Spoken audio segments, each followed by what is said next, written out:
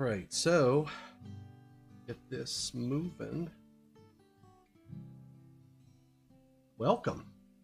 It is Thursday, and it's 4:59. I'm a little bit early. I decided today to stream all three channels this evening's session. It's going to be about 2 hours of fun. So there's probably people out there that have not been involved with our little get together on YouTube. So I'm out there on LinkedIn as well, and I'm out there on Facebook. Thanks for joining in. I appreciate your time tonight. I hope you had a great day.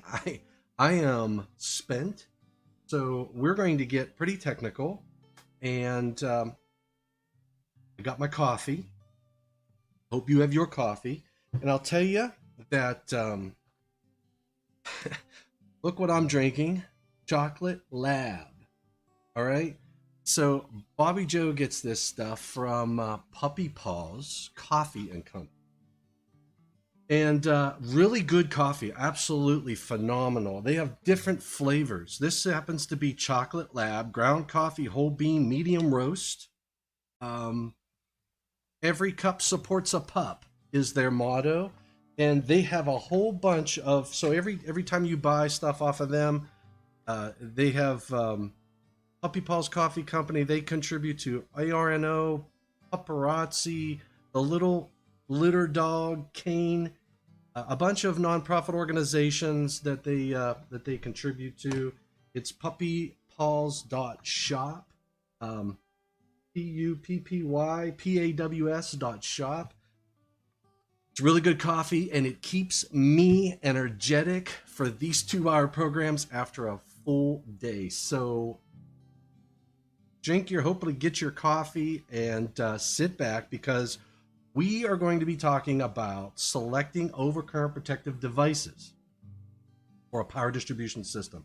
Remember, our system that we are looking at the other day, last week, and the week before, actually, I believe we spent two sessions on this so far. We've calculated the available short circuit current for this power distribution system by hand. If this is your first interaction with what we do out there in tube land, I'll say that we have taken this one-line diagram. We've basically used per unit to get all of our base values. We converted every piece of equipment there that we should convert over to an impedance value based on those base values, and then we did our circuits analysis, and we calculated our fault currents by hand. So I'm just looking at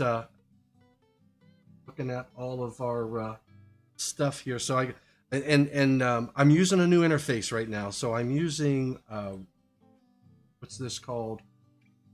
Restream IO, and it's supposed to give me and show me the comments and all that other good stuff. But I'm not. There we go. We got James Smith. All right, James, great, and he's coming in on YouTube. So again, I'm streaming to YouTube, LinkedIn, and to Facebook. This is the first time I've done all three of those platforms. So forgive me if I'm not seeing the chats as well. I was just going to focus on YouTube, but you know what? This is a good advertisement for, hey, you need to check our YouTube site. So keep the great. Thanks for dialing in, Ryan. So Ryan, Ryan and I had a quick conversation.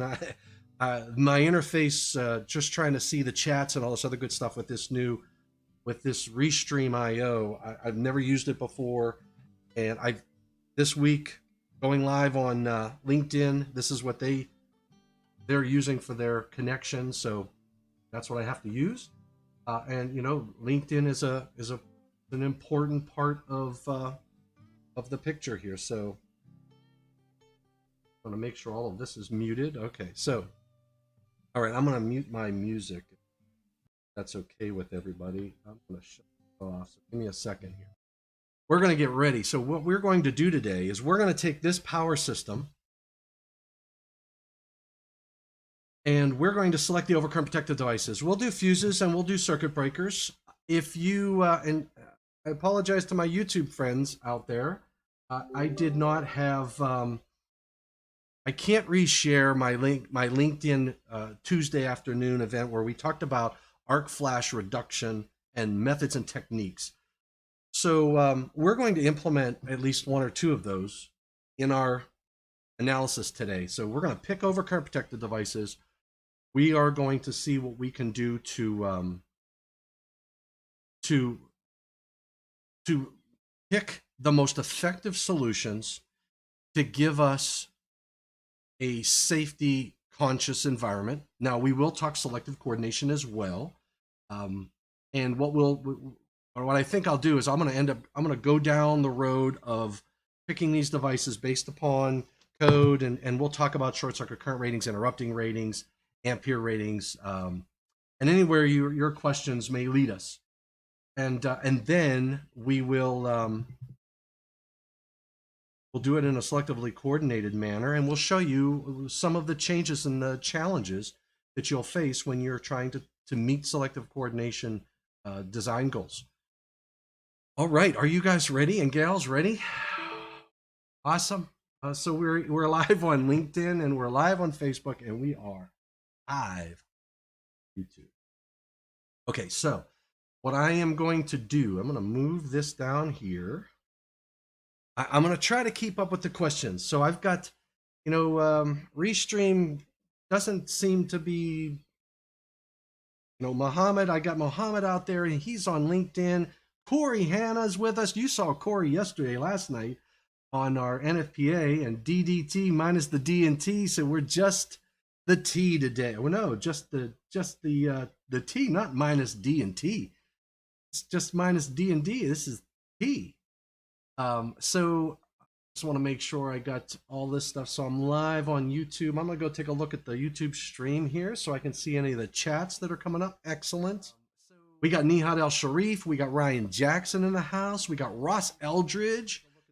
Hey, yeah, Ross Eldridge, coffee baby. I'll tell you, every cup supports a pup, and they're out of New Orleans too. Puppy Paws Shop, out of New Orleans. I don't know how you say that.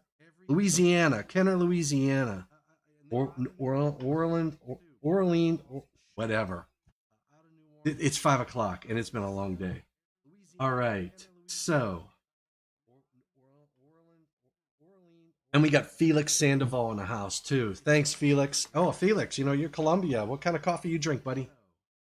All right, so we got Facebook too. All right, we got, we're working hard here. So we're working hard. Okay. I'm not sure if I can see all the comments on Facebook. I've got, close down the puppy paws stuff and we're back. Okay, so here's what we're going to do. I am going to minimize some things over here. I'm going to bring up SKM. And I'm going to close this presentation down. Okay, so here's what we're going to do. Get this presentation out of the way. And I'm going to close this presentation down. Move all of that stuff over, and we're going to go to put this over here. Yeah, work on it this side. That's even better because I'm not looking this way. I'm looking this way. So if you recall, this is our SKM. This is our SKM project, right? So we had our utility in here.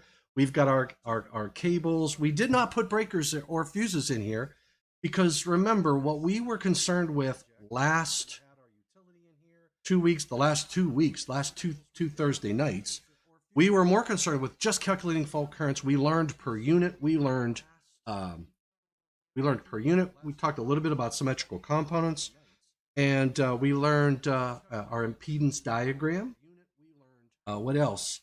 About our base values and all that good stuff. We converted everything into an impedance, and then our hand calculation matched within about 20 amps or so, right? And that's just due to decimal points.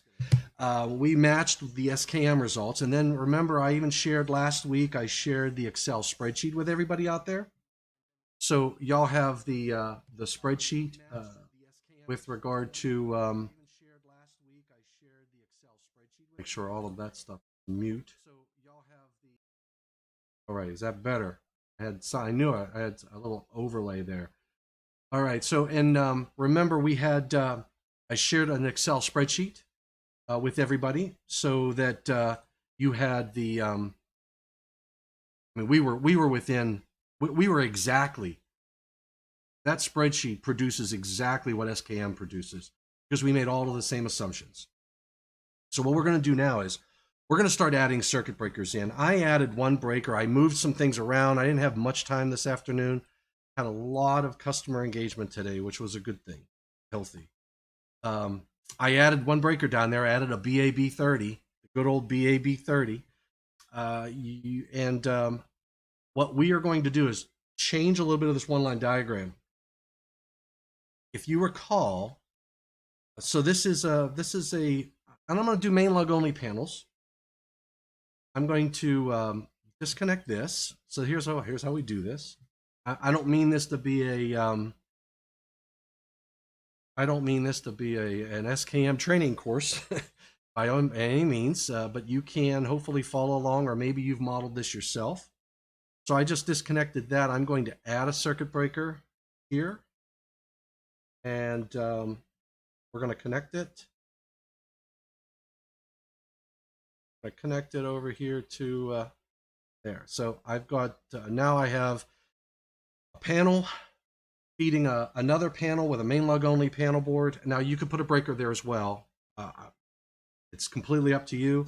You don't necessarily need it, right? Because I'm protecting this panel board via the upstream overcurrent protective device. I'm permitted to do that per the code. And what that does is it'll reduce your cost a little bit, but it also does remove one more breaker out of the picture with regard to coordinating and whatnot. And we could have arguments and debates about that. But in any case, I'm just going to go with main lug only panels. Do whatever you want to do. So what we're going to do is add the breakers in, and then we'll go back and pick the right overcurrent protective devices. Okay. Better go grab a drink, Corey. Yes, and you might. Okay, so here's now. Remember the secondary of a transformer. What I talked about on Tuesday, Thursday, Wednesday, Tuesday, 2 days ago, at lunch. I think it was Tuesday. Yeah, that was my first live on Netlink. Netlink on LinkedIn. Netlink's a product of ours. Anyway, remember I told you that first panel board downstream of a transformer is like one of the most dangerous areas in the power distribution system. Why is that? Because that is where my incident energy at this bus is dependent upon the clearing time of the primary overcurrent protective device. So a very good practice would be to either put a breaker in the box or a fusible disconnect on the secondary of that transformer, or if you bought one of our transformers that have an integrated secondary breaker, to just purchase that, and now your overcurrent protective device is upstream of that first panel board, and you can provide a disconnecting means, you can provide incident energy reduction. So let's do this. I'm going to disconnect the secondary side. Okay. And I am going to clone this because I'm going to have conductor feeding an enclosed breaker and then a conductor feeding a panel board. So I am going to clone. So now I have two conductors basically the same size. I'm going to add a circuit breaker, and I'm going to connect that breaker there. I'm going to connect that there and that there, but I don't want to do that. Here's why. Double click this. I'm going to go connection, disconnect the primary. Remember, the other cool thing about Thursday nights, it's live. Nothing's rehearsed. Okay, so I did not. I didn't go and work on this. So we're doing this on the fly. What I want to do is I want to know what the fault current is at that location. Why? Because I want to make sure I have the right interrupting rating for that equipment. And since it's an enclosed circuit breaker, it will have a short circuit current rating. And for me to get a bus, a available fault current, whatnot, I have to create a bus within SKM, whatever software you're using, and I am going to destroy that little node, and I'm going to connect that bus, the breaker to that bus. I'm going to connect conductor there. It worked. All right, so you'll notice I don't have any three-phase fault current values yet because I haven't run my calculations, and I am changing things around a little bit. So now I have a conductor that is, 5 foot long. I'm going to make it 15 foot. I'll make that conductor 15 foot. I'm going to make this conductor another 15 foot. I mean, it's just realistic. Your proximity and that cable 7 might actually be 100 feet. I don't know. But in any case, I'm just making it 15 foot because if we were in the design stage, you're going to have to come up with some sort of number, right, for your design. All right. I'm just going to check and see if I see any comments. Don't give away the SKM trips. I won't. Best Colombian coffee. That's right, Felix. You drink Colombian coffee. That's cool. All right, so I've got my transformer. I've got my conductor going to my enclosed circuit breaker. I've got a conductor going to a main lug only panel board where I have a breaker feeding a conductor, feeding another panel board where I have a BAB30. All right. Let's move up a little bit. So that's the secondary of that transformer. I'm just working on the layout right now, not getting into the details of sizing anything. So now I have a feeder. I'm going to disconnect the primary of that conductor, and I'm going to throw a breaker in here. Connect that to the bus. Connect that to the bus. So now I have a panel board, main lug only. I have a feeder breaker protecting a conductor that's feeding a transformer, and we'll go through the code requirements on how to pick that device as well. Now we move on up, and now we're at the secondary of that 4160 to 208 or 1500 kVA, 4160 to 480. I don't know where the 208's the full load amps. Where's the 480? There it is, 480. So I have a 4160 to 480 transformer, 1500 kVA. I've got a cable here. So what I'm going to do is I'm going to disconnect the secondary of that cable. And I am going to clone it, remember? Because I'm going to do the same. I'm going to do the same thing. And we can rearrange it later if we have time. Let me do a clone.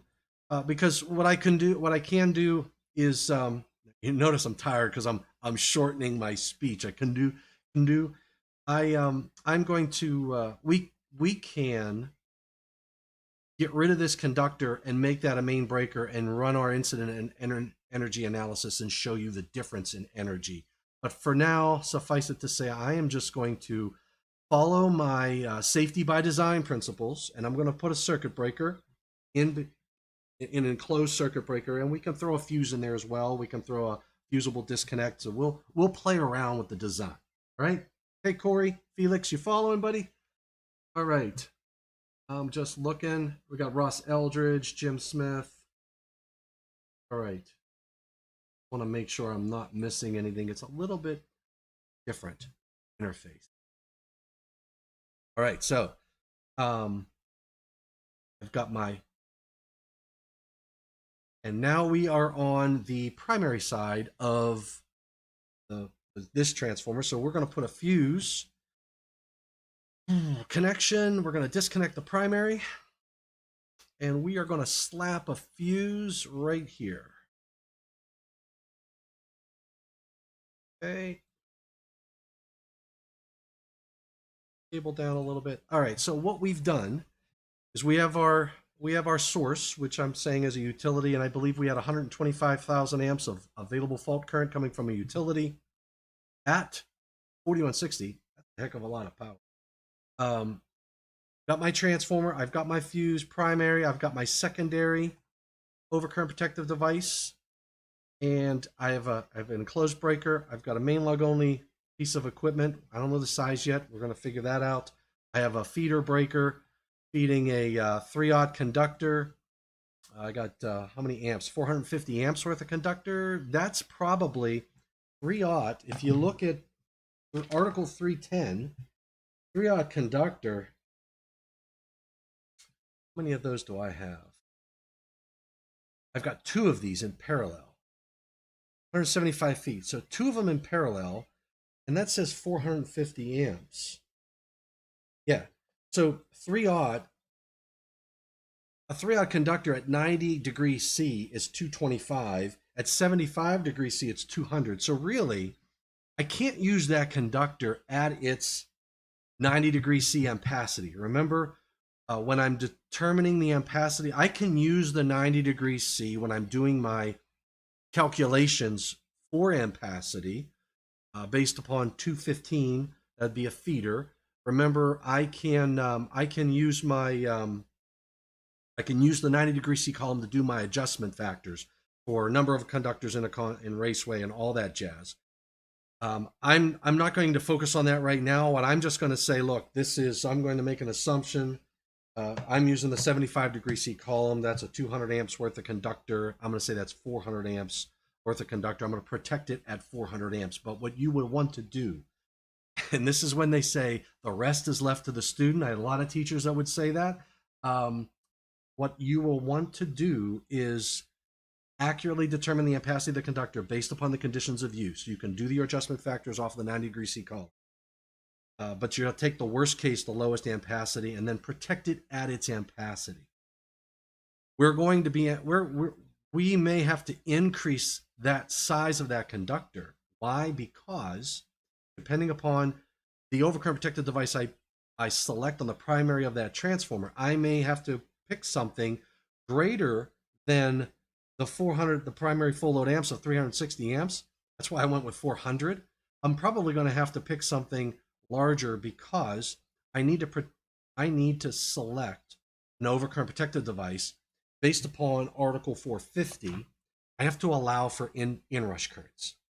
So that's my concern on the primary of a transformer. That's why I keep saying on that first panel board on the secondary of a transformer is a very dangerous high incident energy, and the reason is because I am going to have to pick an overcurrent device on the primary of that transformer that has an intentional delay because of inrush currents.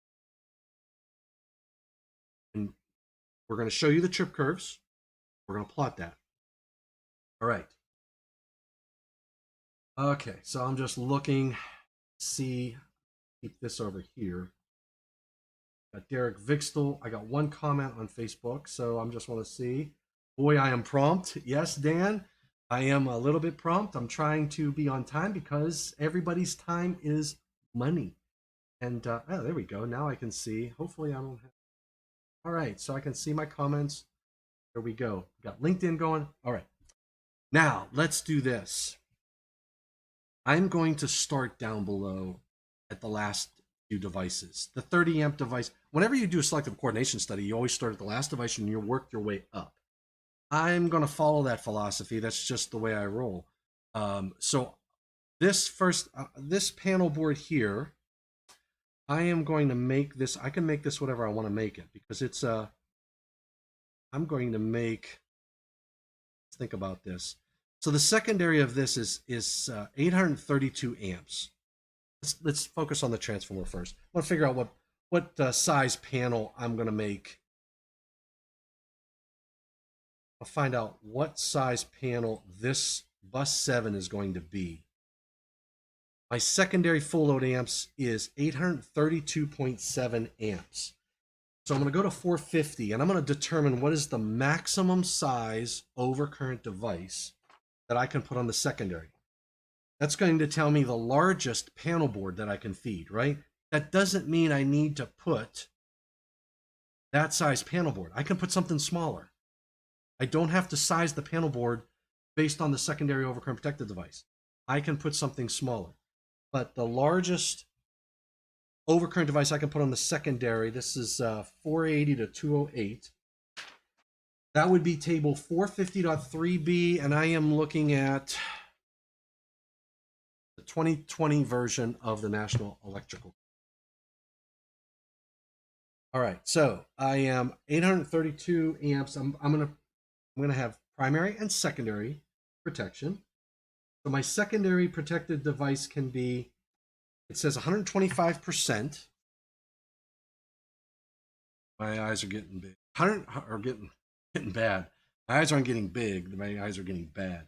125% C note 1, where 125% of this current does not correspond to a standard rating of a fuse or non-adjustable circuit breaker, a higher rating that does not exceed the next higher standard rating shall be permitted.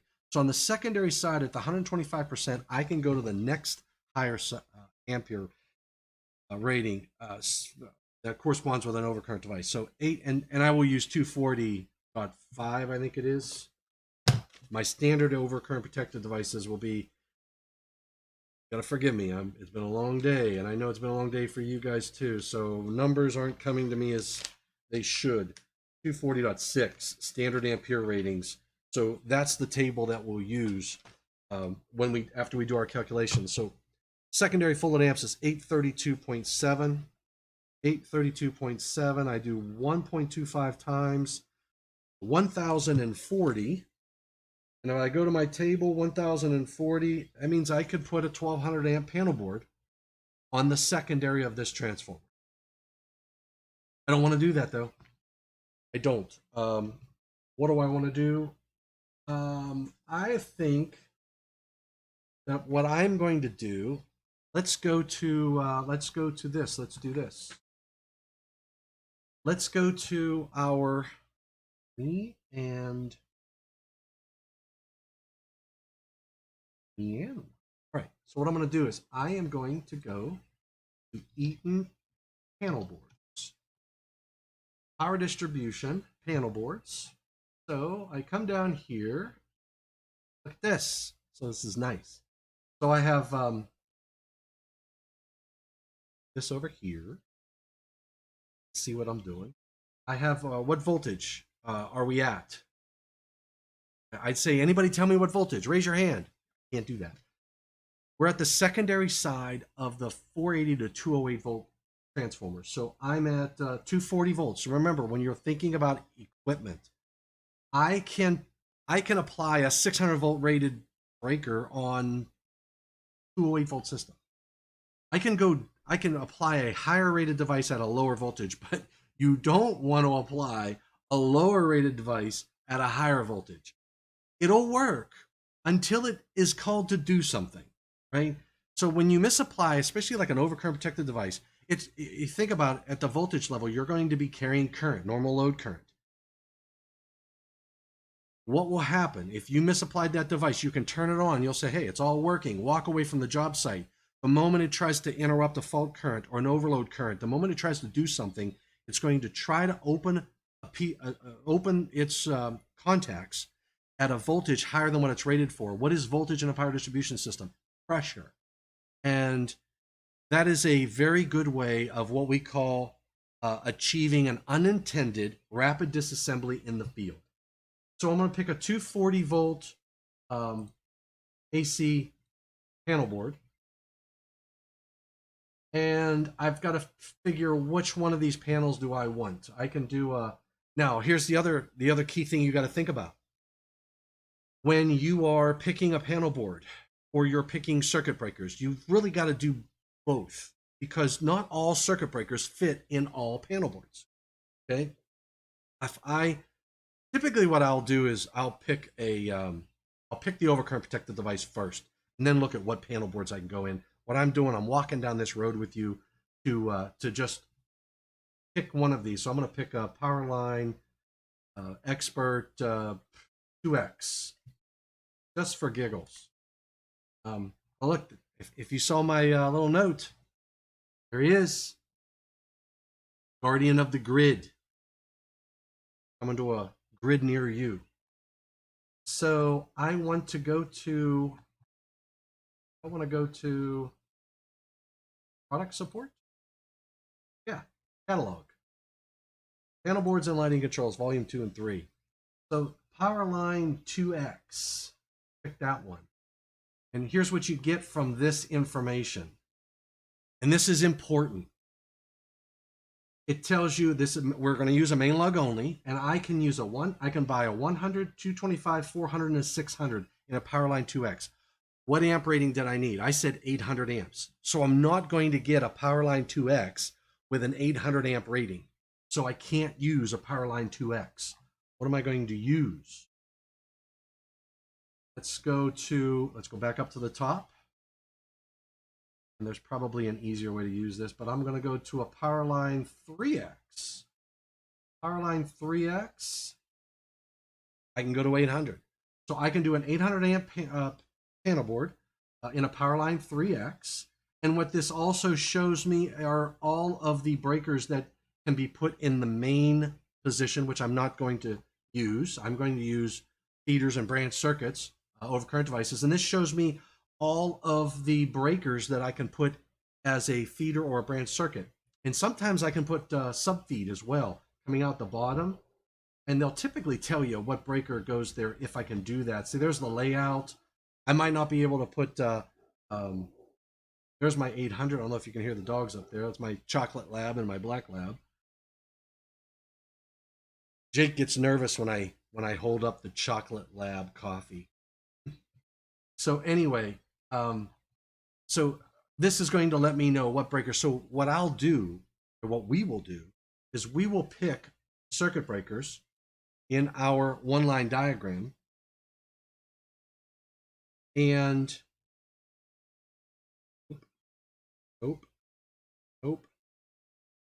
yup.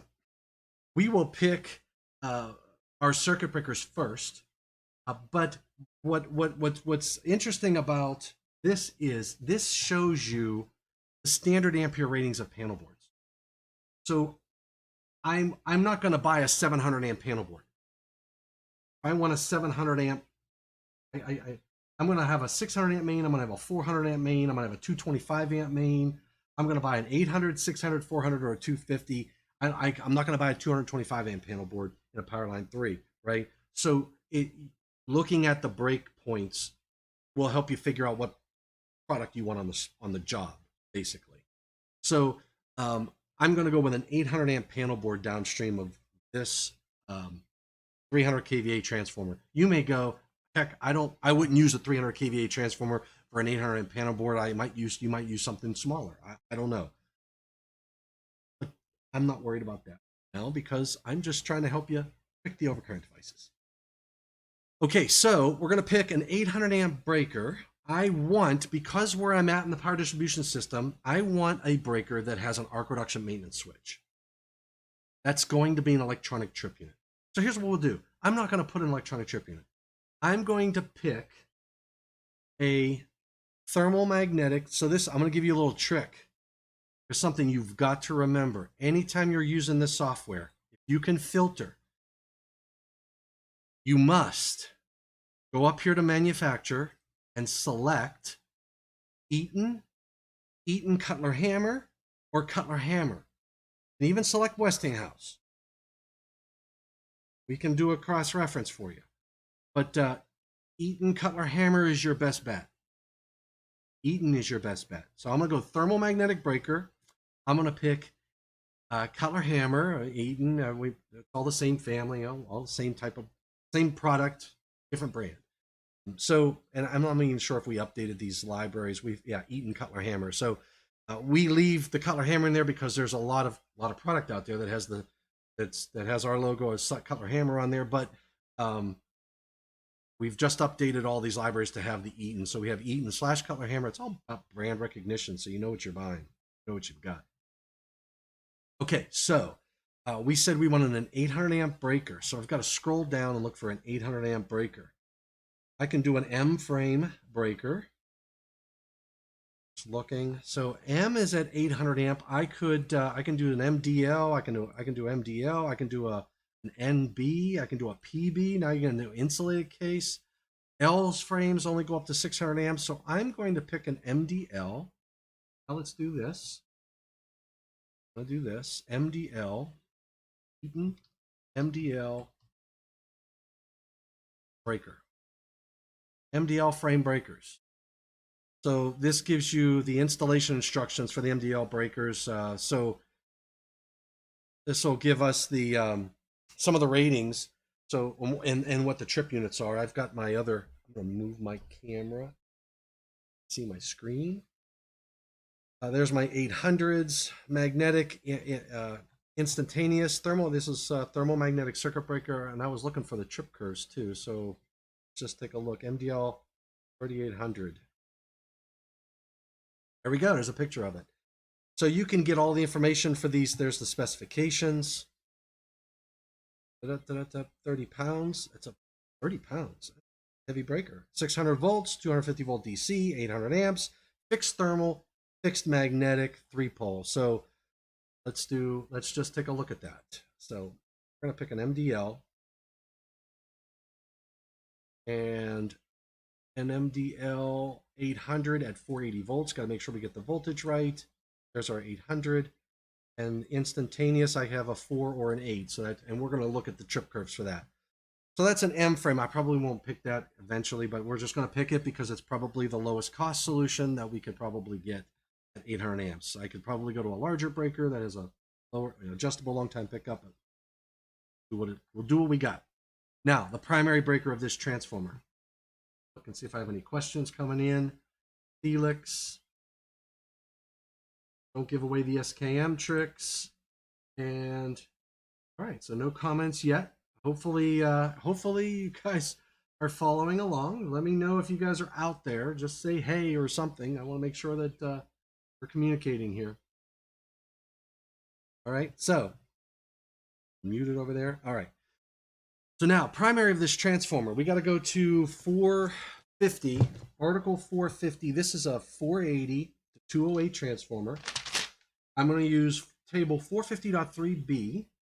This is maximum rating or setting for overcurrent protected devices for transformers 1000 volts and less. 480 is 1000 volts. And this will tell me I have primary and secondary protection. My primary device can be no more than 250%, and it says C Note 3. C Note 3 says a transformer equipped with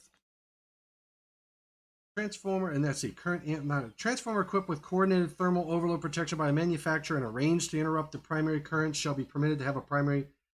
All right, so at least 6 times. We're not going to do that. So I'm not doing that. I don't have something that's integrated. So primary and secondary protection, C Note 3. All right, and I don't have an allowance here to go to the next higher. So let's do, it's 250%. I'm not going to go 250%. Let's just see what the largest overcurrent device I can use. 360.8. And I multiply that by 2.5. 360.8, 2.5. Yeah, 902. So 902 amps. I can't go to the next higher. I got to go down. So we go to 240.6. Ryan Jackson in the house. 40.6. 240.6. 240.5. All right, so we are at 902 amps. I can't go to 1000. I have to go to 800. So the largest primary overcurrent device I could put on this transformer is 800 amps. I'm not going to do that. Why would I have to do that? I might have to do that if I have to selectively coordinate, right? And we'll talk about that, but we're just going to pick this like it's a commercial, light commercial building, and I don't care if I lose everything. Just walk out of the building. So what would you typically do your primary overcurrent protected device on a transformer? So let's take a look at what Eaton recommends. What are we going to do? We are going to this. I'll go back to the website. Transformer inrush current. Because remember, my transformer inrush current is going to be one of those deciding factors. I think there's an EOE transformer. So got a nice document that talks about the inrush currents. Look, it says when a transformer is first energized, an inrush current is demanded from the grid to which the transformer is supplied. This higher than normal inrush current can be 5 to 25. Now that's the very first ever energized. From the engineers out there, remember hysteresis. Remember, you're not gonna you're going to change that hysteresis magnetizing your electromagnetic fields and probably glazed over with, which is probably what I did too. But in any case, this document is a really good reference for you. I think I put this out here to try to put some of these comments out here. So I'm just giving you guys the reference link to that document that we're using, that I'm using. So you can download it and take a look at it. So the primary overcurrent device, inrush, so you're going to get dizzy. That's okay. Eaton has designed and tested our DOE 2016 transformers to still allow the primary overcurrent device to be sized at 120. So here's what we're going to do, 125%. So what is our full load amps on this transformer? 360.8. 360.8 times 1.25 is 451. Now, I could go to 500 amps, right?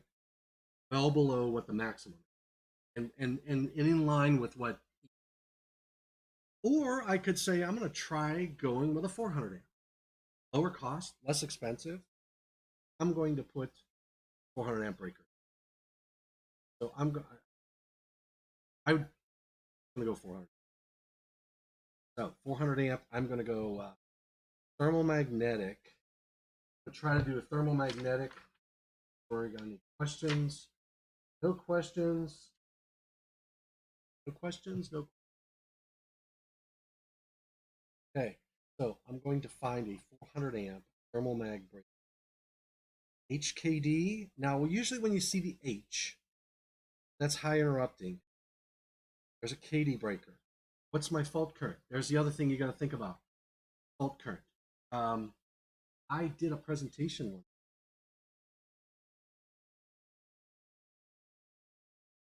Interrupting rating. So I'm going to basics, and I'm going to go to interrupting rating. I'm just going to just real quickly walk through this little bit of a slide deck for you. Interrupting ratings. Now, when I'm picking my overcurrent devices, and I should have done this on my lower ones, the other one that I picked, I'm going to do it here, and then we're going to go back and make sure that I didn't screw something up. You can't forget about your interrupting rating. So Article 100 tells us that's the highest current and overcurrent device is rated to safely interrupt.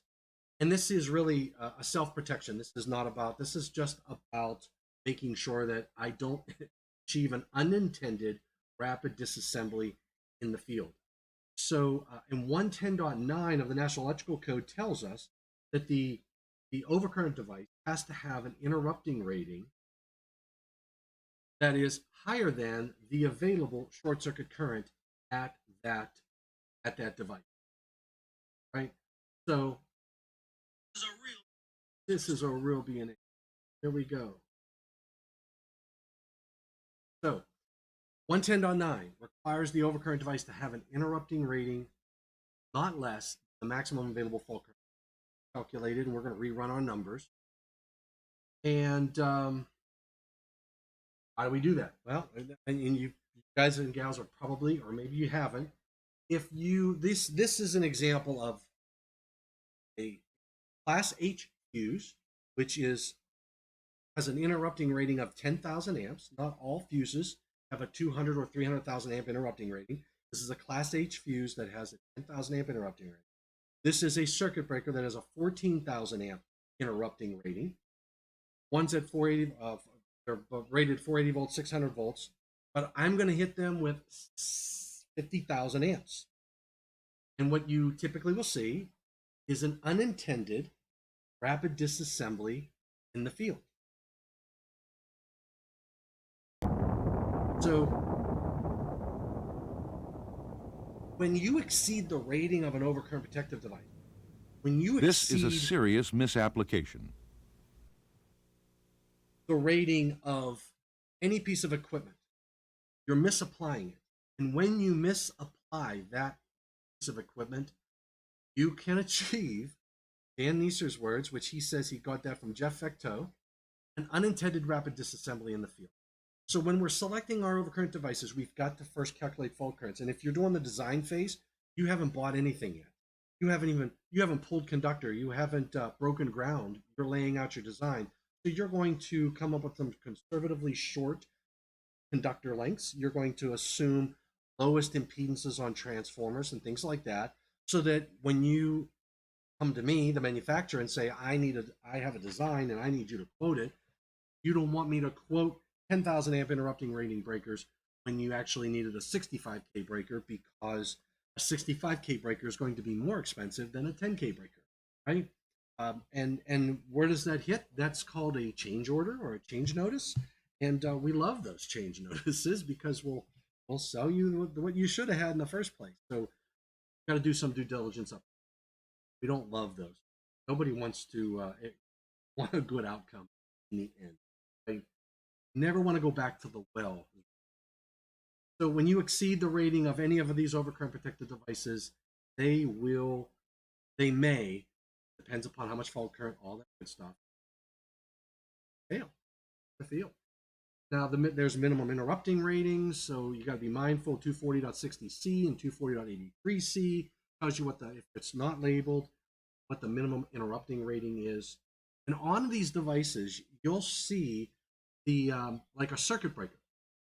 A circuit breaker will have a different interrupting rating based upon the voltage that you're applying it at. So I have a 600 volt rated breaker. I can apply it on a 240 volt system. Remember, I said that earlier. I can interrupt 65,000 amps on a 240 volt system, but I can only interrupt 35,000 amps if I'm applying it at 480. And for you Canadian folks out there, if it's at 600 amps, then you can only interrupt 18. So the higher the voltage, the lower the interrupting rate. On the fuse side of the business, it's straight rated 600 volts and 200,000 amps. And I think this one says 300,000. So, and you know how we got the 300,000 amps? We had to spend a lot of money to update the lab to be able to push 300,000 amps. These devices are just very effective at. You know what a fuse eats for breakfast, lunch, and dinner? Never gains weight. The more of it, the more they love it. Current. So 300,000 amps interrupting rating on that device. Go away, leave me alone. Do it. No problems. And you don't have the differences in voltage. So on the breaker side of the family, you've got to be mindful. What voltage are you applying it? And what is the interrupting rating? I can get you 200,000 amp interrupting rating on this breaker at 240. Don't make the mistake of doing what I do. I read that first sentence and then go, oh, I got 200,000 amps. I had somebody ask me one time, Tom, can your breakers interrupt 200,000 amps? And I go, well, what voltage? And they said, I want a yes or no answer. Can your breakers interrupt 200,000 amps? I said, yes, it can. Technically, it can at 240 volts. He applied it at 480, got a red tag, and he called me back and he says, you told me it can do it. But a lot of people don't want to hear the details. So anyway, that is the interrupting rate. Okay, so be mindful of that. Understand the interrupting rate. Let's see where we were. We were picking a KD for amp breaker. All right, so we're just going to double click on that, and we are going to pick. This is a 400 amp breaker. We're applying it where? We are on the primary, so this is 480 volts. 480 volts, I need 400 amps. 35,000 amp interrupting rating, and I've got 28,000. I'll rerun the calculation because we did change some things, so I'm in the ballpark. All right, and there's my instantaneous. I'm not going to worry about setting the instantaneous or anything like that because we're going to do a coordination study. Then we're going to do an arc flash. All right, so close that. Pick that breaker. Now, what I'm going to do is I'm going to run Run, Forrest, run. We'll run a short circuit study real quick. No errors, no warnings. That is good. I've got 29,389 amps, 35K breaker. Okay, so that's that feeder. Now I'm on the secondary of this transformer. Remember, okay, I go back to 450, vertical 450, and I'm going to pick my medium voltage now. So this is 4160 to 480. I have a primary greater than 1,000 volts. So you're going to be looking at table 453. LinkedIn question of unintended rapid disassembly. Joe Bellantoni, thanks for joining us. All right, so okay, the sound, I had a little sound issue there. Thank you. Okay, it's okay now. For Facebook, learning from the Philippines. We got Sherwin Ocampo. Thanks for joining us from the Philippines. We've got Colombia. Shout out the country you're in. I want to know how far and wide we're reaching with this. So I appreciate everybody tuning in.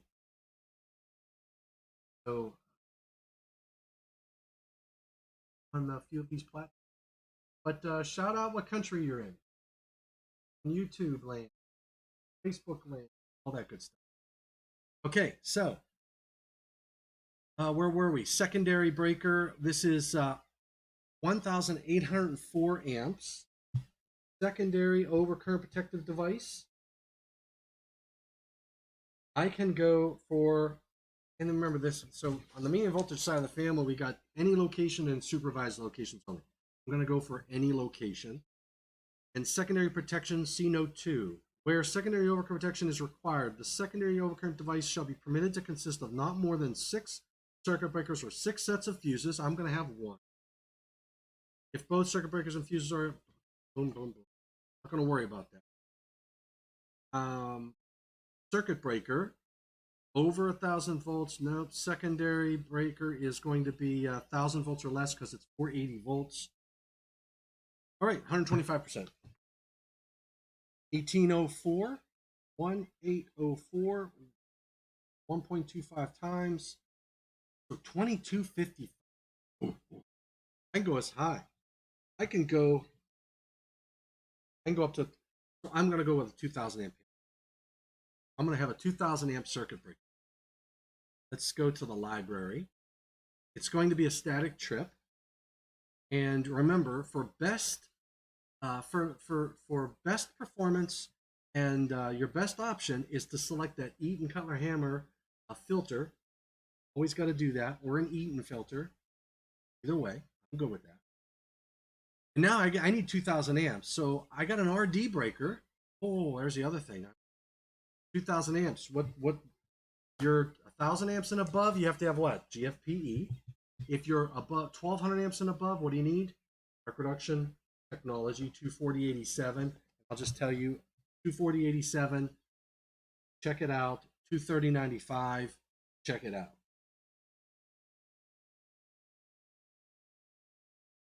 I wouldn't be 23095. This isn't service. So it depends on who owns this switchboard.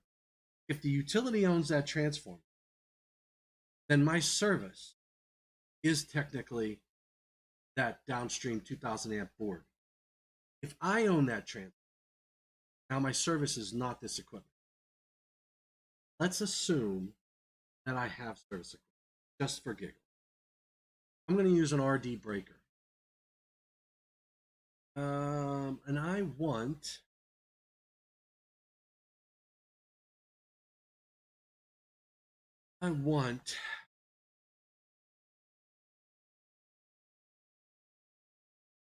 ER Series G. Let's go back to my, get into the Magnum, you're getting the power breakers, and that's fine. I mean, if you want to switch gear, get into that. If you want a switchboard, you can go with the insulated case. I am going to just pick one of these breakers that go up to 2,000 amps.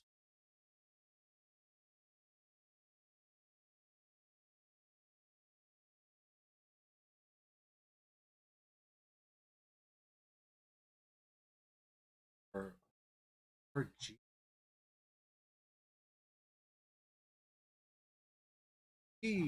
RDC. I got these. Maybe it's under JG, LG, NG, RG. There we go. There's my RG.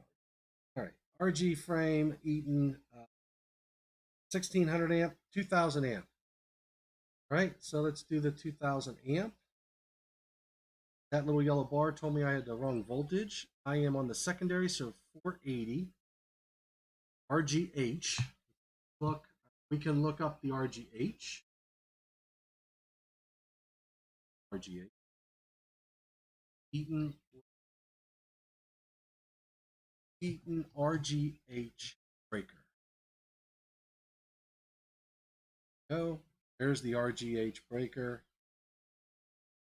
RGH. I'm at 480 volts. I can interrupt 65,000 amps. Good to go.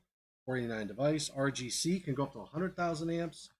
2,000 amps. And there's, oh, this is important too. We're going to need the settings. The dials in SKM are probably going to give us letters and not numbers. So it's going to tell us A, B through H. And if I want a 2,000 amps, I'm going to have to put that setting on H, a long time pickup. So just remember that, and we'll do, look right here. See, A, B, C through H. That's my long time pickup. That's going to give me my 2,000 amps. And I'm not going to worry about all of that good stuff now. If I come down the instantaneous, I don't have my main code there.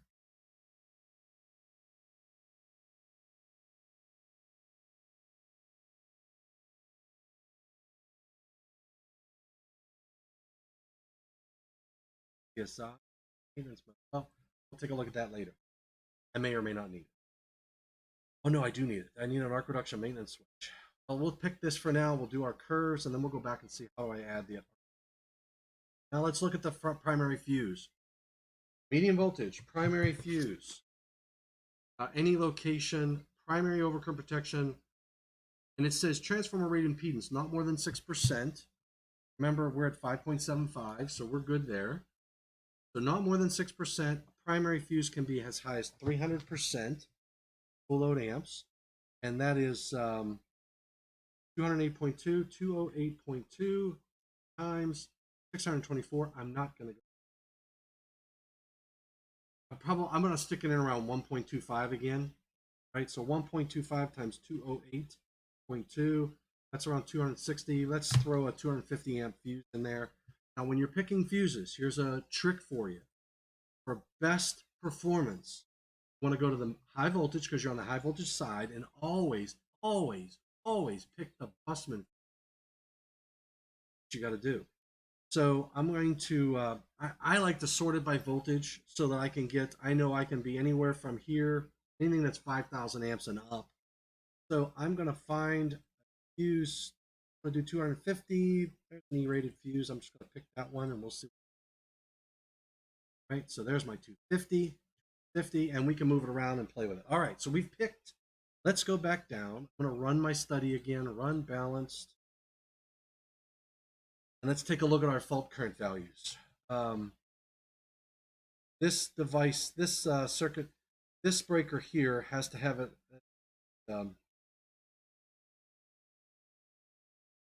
This panel,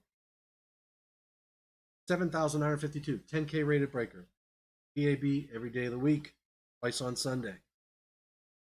This one, 12,000, 13,000, single line to ground. Now my line to ground fault is greater than my three-phase bolted fault. Why? I'm pretty close to the transformer.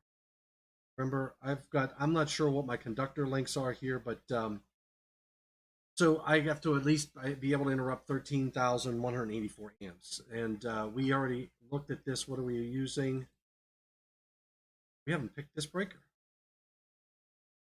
So we picked this conductor 260. So we're going to make a 225 amp panel board. We got 225 amp panel boards. We're going to make a 225. So let's pick this breaker. I'm going to try to stick with a thermal mag breaker. 225. I can F-frame breakers would good if I can use an F frame break. 225, 15 to 225. Let's just use that puppy. And we said it was going to be 225, 480, 65K every day of the week. Perfectly. I'm using an HFD 225. So we got a 225. I've got enough interrupting rating for that device. Scroll up a little bit. This is the 800 amp. I'm using an MDL. I don't want to use an MDL. I want to use something that has the. Let's do a static trip. Static trip, that's your electronic trip. And there's an 800, and there's an ALSI. That's your arc reduction maintenance switch. I'm going to use that. 800 amp, 800 amp, and we'll worry about the settings. Oh, NGS. We got to look up an NGS. NGS. 800 amp. Yes. Right. Gustavo, drawing our graphic part is fun. Entry the right data even better. Yes. NGS. Take a look at an NGS right here. Right, so there's my NGS breaker. And I've got an 800 amp, so I need an H for set point because it's an 800 amp frame. I can adjust it all the way down to 320 amps. So 800 amp frame, good to go. And we said it was an H, so I got to set the long time pickup on 8. All right. So I got an NGS and I have an arc reduction maintenance switch. Up to the primary of this one, 400 amp KD. And got an RGH. Let's just back to the library. RG. I'm going to use this one, ALSI. That's your arc reduction maintenance switch right there. So I'll use this model. Let's see what the difference is. It's an RGC. So an RGC, back to here, to Eaton RGC breaker. Okay, what's an RGC? Ah, that was that one there. So okay, so and I have an arc reduction maintenance switch, and I know that that's an H. Get to 2000. All right, feeling good, feeling proud. All right, so we have the transformer, we've got a secondary, we've got the primary. So now what we're going to do, this is the, we're going to plot, I'm going to pick this downstream transformer first. Here's what I'm going to do. I'm going to select VAB, the HFD 225, 800 amp, the transformer, and now that's a lot of curves to put on one TCC curve, but I'm going to do it. And I'm going to go to TCC drawing. Let's call it T2. All right, so here's our curve. First thing I'm going to do is I am going to get rid of all of these labels. You know why? The same reason that we love to make all of the print on our equipment real small. You know, for the electrical inspectors out there, so they got to squint and they got to go to their eyeglasses. It makes life harder. No, here's the reason why. The reason I'm doing that is because I'm going to come to run data block format. I created my own data block format. TCC settings, apply, close, and what it does is it puts the nice labels so I know exactly what breakers I'm dealing with. And there's my transformer. All right, so I have my, I've got my 400 amp. What is the primary?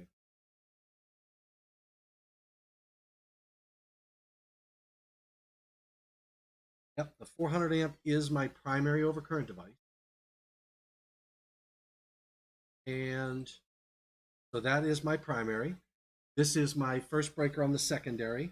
That's the feeder, and that's my 30 amp. So this 225 amp breaker feeds my 225 amp panel board, where my 30 amp breaker is in. The 800 amp is a feeder that's feeding an 800 amp panel board, which has that 225 amp. It's a main lug only. And then the 400 amp is the primary of the transformer. Now, I'm going to cross my fingers. Look at that. It's really close. Now let's take a look at the transformer. My transformer damage curve, I have it set at 10 times.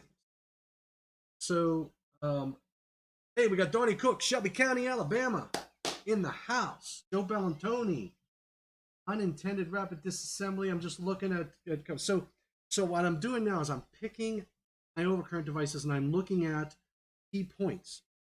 The primary breaker on that transformer has to not trip on the instantaneous. So remember, Eaton said 1.25. We go to the next higher. We recommended a 500 amp main primary breaker. So I could, if I wanted to, if I didn't feel comfortable with that, in some cases I might say it's 12 times.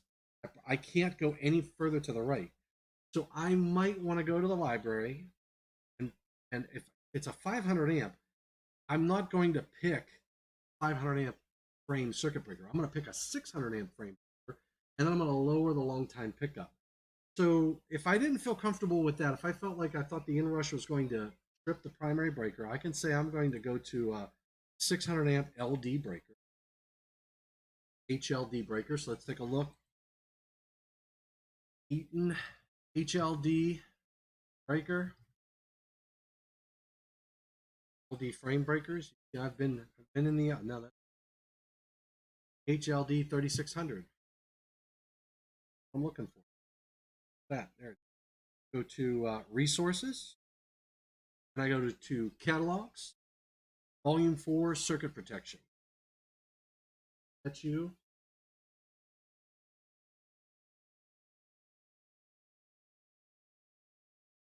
Yep, there it is. All right.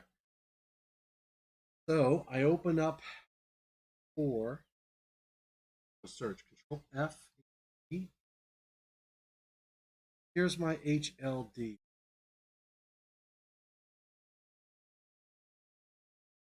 A frame, L frame. There's my HLD, 300 to 600, 600 volt rated, and I'm applying that HLD at what voltage? I think 480, 65,000 amp. Good there. I need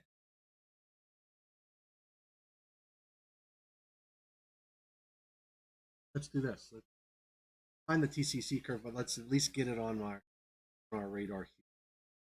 There's the HLD. I'm gonna double click. So I'm changing this breaker. I've got to put 480 because it's on the primary side of that transformer. And there's my 500, right? So remember I said it's a 600 amp frame breaker, but it can be adjusted down to 500 amps. That's what I'm doing here. And then let's take a look at my instantaneous. Can go up to 10 times. There it is now. See, much more flexibility. That transformer inrush, look at that. I can dial this down if I want to. I can put it on maximum so that I don't trip on inrush current. So I feel a little bit more comfortable with the HLD. So I'm going to go with Eaton's recommendation, and I'm going to put that breaker on the primary. My transformer damage curve, I'm perfectly fine. The primary breaker is primarily concerned about short circuit protection of that transformer. The overload protection, you're pretty much going to get that from the secondary. But this primary will help you with it. Primary concern is overload. So don't be concerned if I'm into this damage curve on the primary. It's transformer damage. Now, the second breaker down is the 800 amp.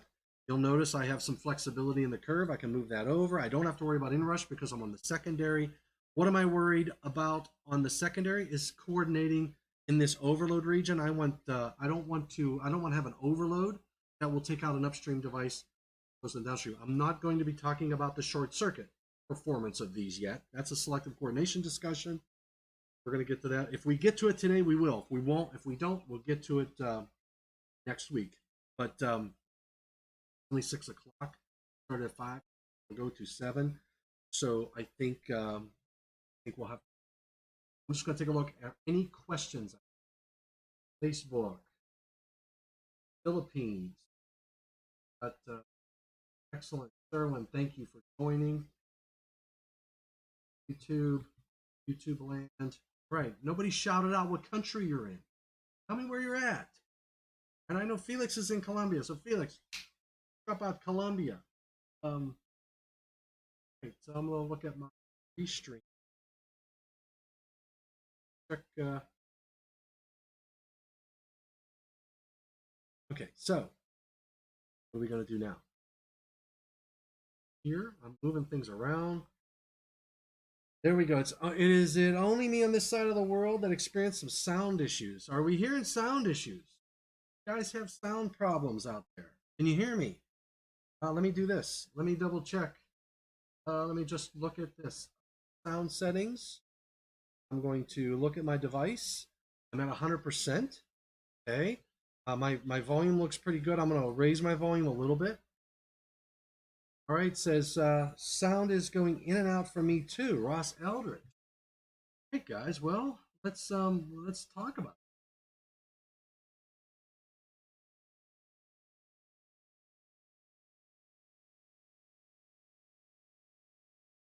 it. Very clear. All right, so Felix Ahmed, thank you. We got Canada in the house. All right, so I'm not sure, but I will try to make sure I speak up. I'm going to watch my mic volume. So around the world, yes.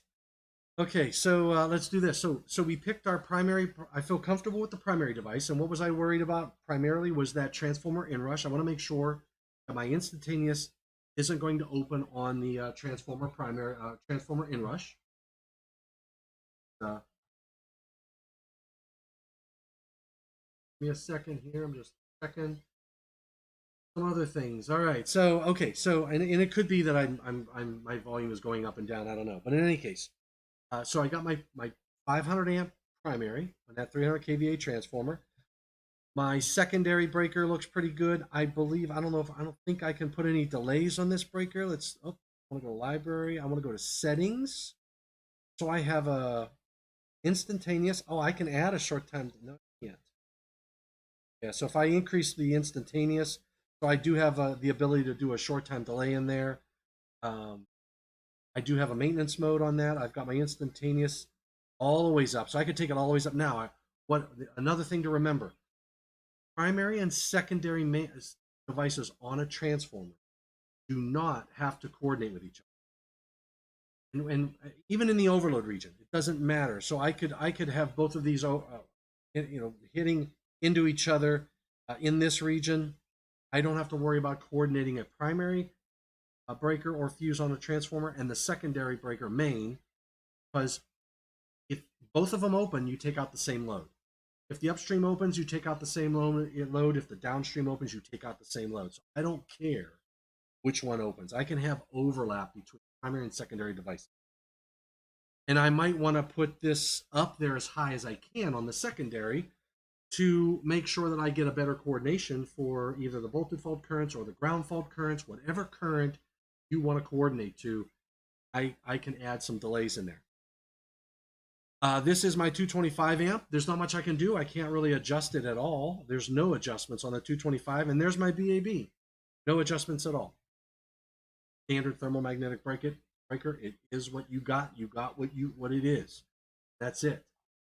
All right. So let's do this. So now I've selected those devices all the ways down to the BAB. So I have picked, and I feel comfortable with them. So far, I've all the ways down to the bus 11, the bus 7, secondary of this transformer, and primary of this transformer. Now, I'm going to take a look at this transformer 2. So what I'm going to do is I'm going to grab that breaker, which is the 500 amp breaker. I'm going to grab the 2000 amp breaker. I'm going to grab that transformer and the fuse, and I'm going to send this to a different, go to PCC. And I'm going to make this a T1. I'm going to create a different time current characteristic curve. And now this is the other transformer. What I can do is I can also change the multiplying factor. So along the bottom, it is multiplied times 10 times 10. So everything is multiplied by 10 times 10. So now what you're seeing here is you're seeing the gotta get rid of these taglines.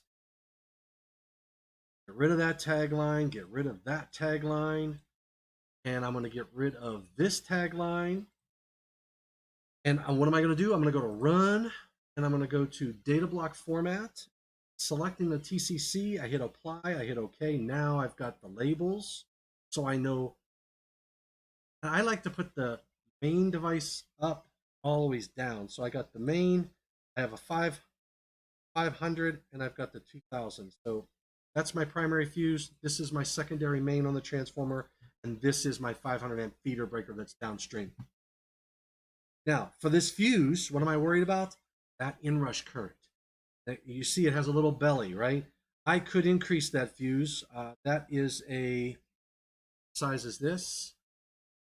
Cancel. That's now a 300 amp. So I could put a 300 amp because remember, what was the full load amps? What was the maximum size on this 1500? So 208.2.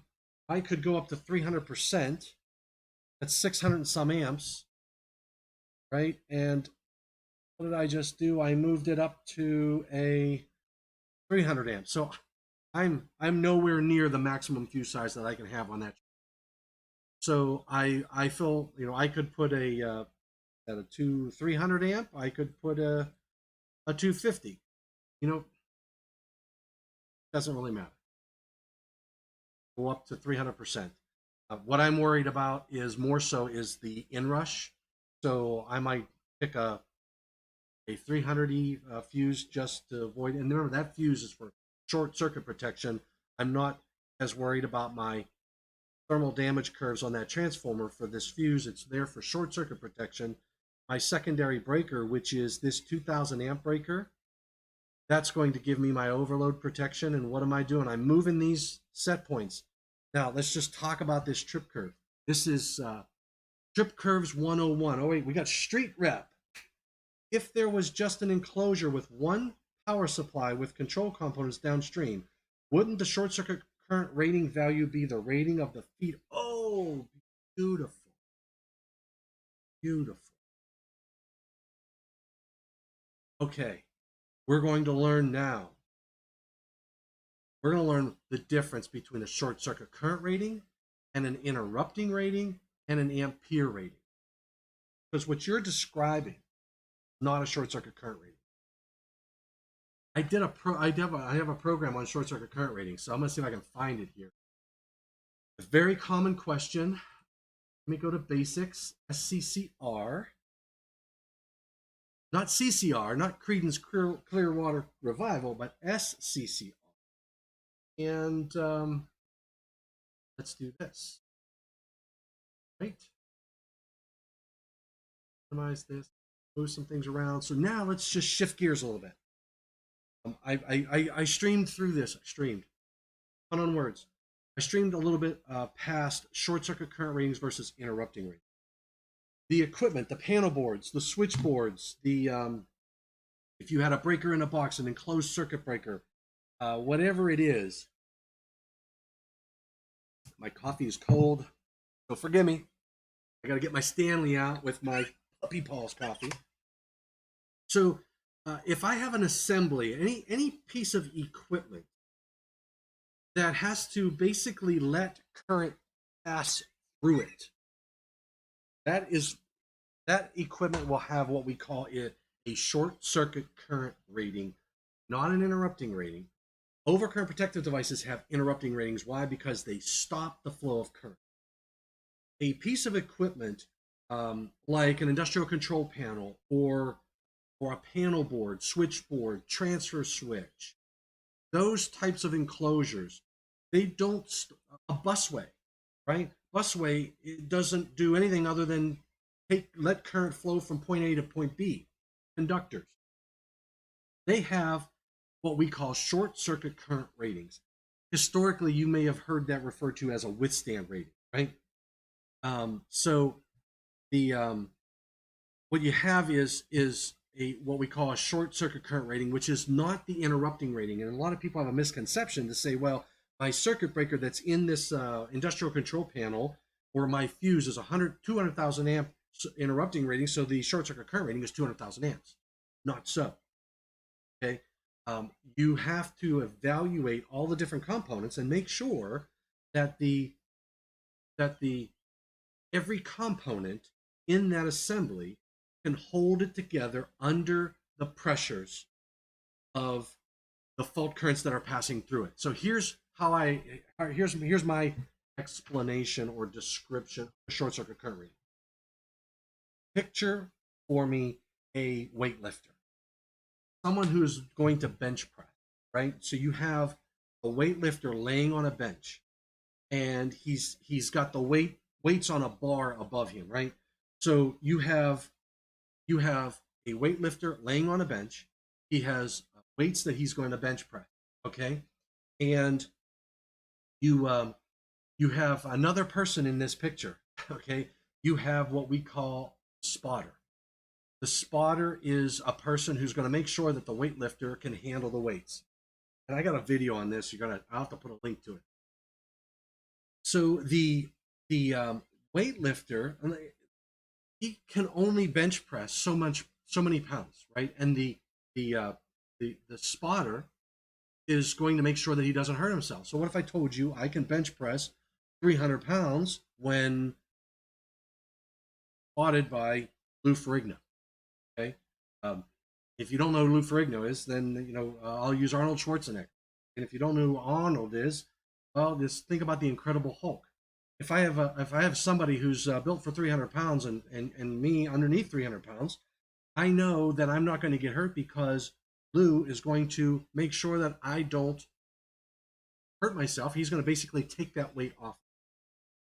I can say I'm rated for 300 pounds of bench pressing when spotted by Lou Ferrigno. So equipment, liken me to the electrical distribution equipment. The weights are the magnetic forces of current passing through that equipment, and the spotter is the overcurrent protective device. So if I have a safety disconnect switch without a spotter, I'll say, well, the maximum current short circuit current rating is 10,000 amps. But if you put a fuse inside or ahead of that, then you can have a short circuit current rating of 200,000 amps. Why? Is it because that switch is going to see 200,000 amps? The switch is not going to see anywhere near 200,000 amps. And what we use to help describe that, and so what we have here is, this is an industrial control panel. The fault is downstream of that panel. That panel has to let the current flow through the assembly and hold it together under those magnetic forces. And there's my weightlifter example. So here's what's going on. When the fault current passes through the equipment, the red is the amount of current that's actually let through by the overcurrent protective device. The blue curve is what would have been let through if that overcurrent protective device did not flip or reduce that amount of fault current. The current limiting fuse, for example, and there's current limiting circuit breakers, but this is an example of a current limiting fuse, will limit the peak value, meaning that first half cycle. Think about the slope. A sine wave looks like this, okay, and it's long and drawn out. The slope on this leading edge is a change of current versus time. When my slope peaks, it's like falling off a roof. Would you rather fall off a roof that had a slope like this, or would you want to fall off a roof that had a slope like that? You're going to straight down. Same thing here. The rate of change of current through that equipment, all of those components have to hold it together. Magnetic forces will just rip it apart if it's not equipped to handle it. But the fuse basically cuts that peak off, and it reduces the amount of time. And the best example that I can give you is what we call it's the cable whip video. And the cable whip video basically demonstrates you have 26,000 amps of current flowing through 2-aught conductor. And if you've ever held 2-aught conductor, it's really stiff, right? So I have 2-aught conductor, and I've got 26,000 amps, and I let it flow for 1 cycle. So no current limitation, 1 cycle, and this is what happens.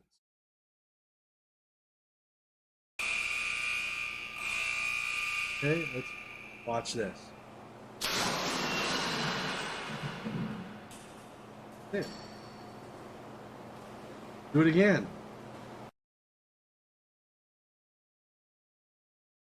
Do this. Do this again. Hold on.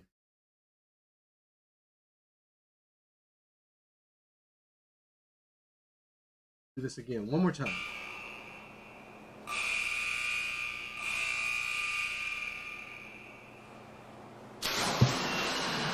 It's 1 cycle of current. Okay? So 1 cycle of fault current. Let's do that one more time.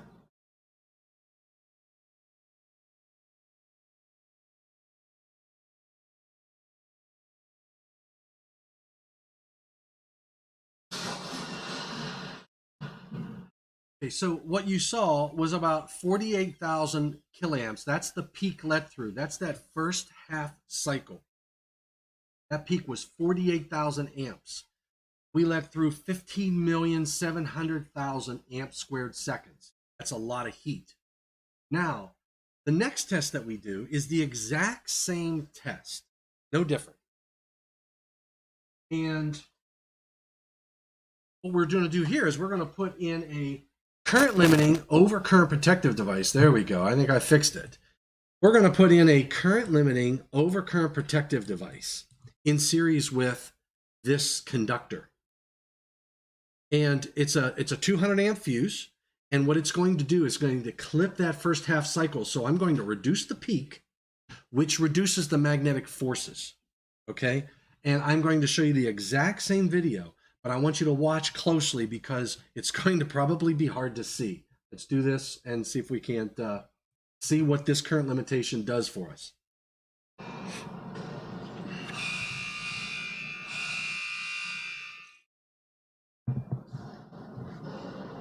Did you see that?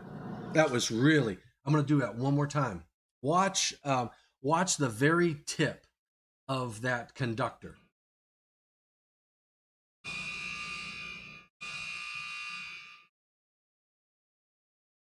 Barely moves. And what we've done is we've taken the peak current and we've reduced that from 48,100 all the way down to 10,200. We reduced the I squared T from 15,700,000 amp squared seconds down to 127,500. Now, what does that mean with regard to short circuit current readings? That means that I can take a piece of equipment and tell you I'm rated for 200,000 amps, but that equipment will never see 200,000 amps because the fuse or the current limiting circuit breaker is limiting the amount of current that it's going to let flow through the circuit. That piece of equipment will never see 200,000 amps or 100,000 amps. It's going to see a significant amount less than that 200,000 amps. All right. So hopefully that helps you understand a short circuit current rating. Now, an interrupting rating is when the circuit breaker decides that it's going to stop the flow of current passing through the circuit. And that interrupting rating is the ability of the device on how much current it can stop the flow of from flowing in the circuit. And for circuit breakers and fuses as well, but fuses are pretty much straight rated, but circuit breakers will have different interrupting ratings based upon the voltage at which you're applying it. Okay, so there's a difference between a short circuit current rating. A short circuit current rating is not just the overcurrent device that's ahead of it. Okay, if you had that, that's a misconception. And if you think about like an assembly, an industrial control panel, we can it's 6:29. We can do. I'll do a session on short circuit current ratings, and maybe I'll try to get Dan Neeser, who's on UL 508, to sit in, or somebody else to even help with that discussion. But the short circuit current rating of a piece of equipment is dependent upon a lot of things. every place, every termination that the main current will flow through is going to have a short circuit. A terminal block will have a short circuit current rating based upon whatever overcurrent device is ahead of it. Okay, so be mindful of that, and don't mix up terms: short circuit current rating, interrupting rating, and then your amp rating, your ampere rating. Like a panel board is a 600 amp rated panel. That's going to be dependent upon the amp rating of the overcurrent device upstream of it, or what's built into that panel board. Okay, hopefully that helped a little bit. Wouldn't have to evaluate the fault current available at each failure point in the power circuit. Correct. How would you evaluate it for a power supply? Can the let-through current exceed the withstand rating? Since the fuse is opening in the okay. Ahmed, this is good stuff. Great discussion. So we're moving into the details of short circuit current ratings, and I think that we probably should do a detailed session on that because it's getting a little bit out of the scope of what we wanted to do here. I'm going to put a program on that talks short circuit current ratings. So just stay tuned for that. Stay tuned for that one. Okay, so I'm not going to dig into that one, Ahmed. I'm gonna put that off into a later session. All right. Okay, so let's get back to what we were talking about. So we have this primary fuse, we have the transformer, we have the secondary breaker. Setting these devices, setting this is all about coordination. Let's talk TCC curves. That's where we ended. This is a time current characteristic curve. I have a long time pickup. This is that way up at top. That's going to be set at the rating of my conductor that I'm protecting. So if I have in this case, what is it? 2000 amps. I have 2000 amps worth of conductor. I can't move that long time pickup. If I move the long time pickup, if I made it larger, the higher than 2000 amps, if I could, then I'm not thermally protecting the conductor. I'm violating the National Electrical Code. I can lower it, obviously. I don't know why you would. It's 2000 amps worth of conductor. I could take this down. I could take it down to here. And what conflict would I have? Overloads, right? If I have overloads, temporary overloads, that might last for only 10 seconds. But if I have an overload that lasts for about 100 seconds and then is off, I could trip this breaker. So I'm going to want to keep this at 2000 amps. I can move this down and I can move this up. If I move this down, I'm encroaching on this circuit breaker. That tells me with that overlap, for an overload current of around 407 amps, that lasts for anywhere from 25 seconds to about 33 seconds, I could possibly trip both of these breakers, or anything greater than 25 seconds. So once I start getting up into this region, I could possibly trip both breakers. So I want to have a separation. We can have a debate on how much separation. I've known some people that'll just look for a little bit of air, but I mean, you're going to want some separation. And if they're almost touching, remember that margin is all about the errors in the circuit breaker itself. So it may not trip that long. It's going to trip somewhere. So what this is telling you is that if I look at this line here, 397 amps is going to trip this HLD breaker somewhere between 4.675 seconds and 17.6 seconds, somewhere in between there. So it can go at the low end, it can go at the long end. It's just an error of a margin of error. So that's all that is. All right. Okay. So I'm just looking at my volume. I think I'm doing good on volume. That's not too bad. Sometimes I got to change my little gain over here on my Mackie mixer. Okay, so I have got my transformer. I've got my primary overcurrent device. I can move this up. I can move my instantaneous up. I don't have to worry about overlaps between primary and secondary devices. I've got good protection around this transformer, and my circuit breaker does not have it does have an instantaneous adjustable. I moved it on max. Now, and what I could do is I could also add my downstream, right? So what's my downstream device? I've got the HLD 600. It's the 500 amp breaker. I could put my 800 amp breaker if I wanted to. What is that? That's a PD10. So if I wanted to add PD10, I could do that in here. I just do existing. I pick PD10 and say OK.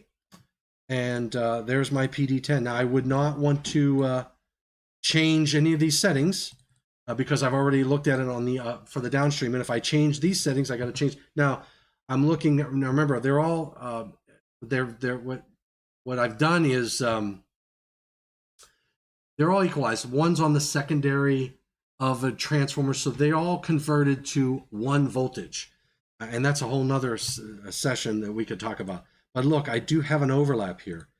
I've got to lower this instantaneous down to get separation. I do have a little bit of overlap here.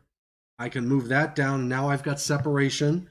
Now let's add what's the next one down? PD9. I want to make sure I didn't mess anything up with PD9. So let's add PD9.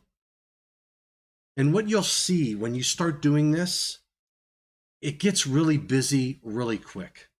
And so typically what'll happen is you limit how much you put on the TCC curve. Primarily because it's just too populated with information and it's hard to read. So you try to get it to where it's not too busy. You might want to, you can take the transformer off. You might be able to take that fuse off. You don't need to go all the ways up. But you're looking at the curves. You're looking at these curves here. Are they separated fine? And now you'll notice the instantaneouses are overlapping. And if I go to my selective coordination tables, we'll talk selective coordination after we just do this. We're going to run an arc flash study. So I'm looking, I'm feeling good, and I know my BAB 20 or 30 is way down here. All right, so we picked our overcurrent devices. We picked it to protect the conductors. We picked our primary and secondary overcurrent devices for the transformer protection. We followed the rules in 450. We talked a little bit about adjusting the ampacity. I'm going to just double check and see if I've got any questions coming in on LinkedIn. I don't see any questions. I'm way behind on that one. Let me just do a refresh over there. Facebook. I don't see any questions coming in on Facebook. And however, so YouTube, that's my busy one. That's good. That's good. All right. All right. Got my volume on. It happens when you turn from the mic. Yeah, sorry about that. So I got to keep over here. Sorry about that. I'm going to keep my facing over this way, and I'm not going to be looking over there and talking while I'm looking over there. Okay. All right. So let's do this. What I can do too is I can move this over here. That might help a little bit. I got 2 microphones, so that might give me a little bit of volume when I'm looking over that way. All right.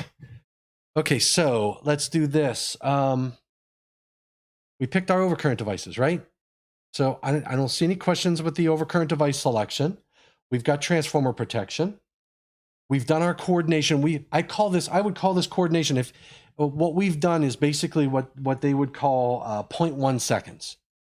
I've not considered fault current at all, other than the interrupting ratings of my overcurrent devices.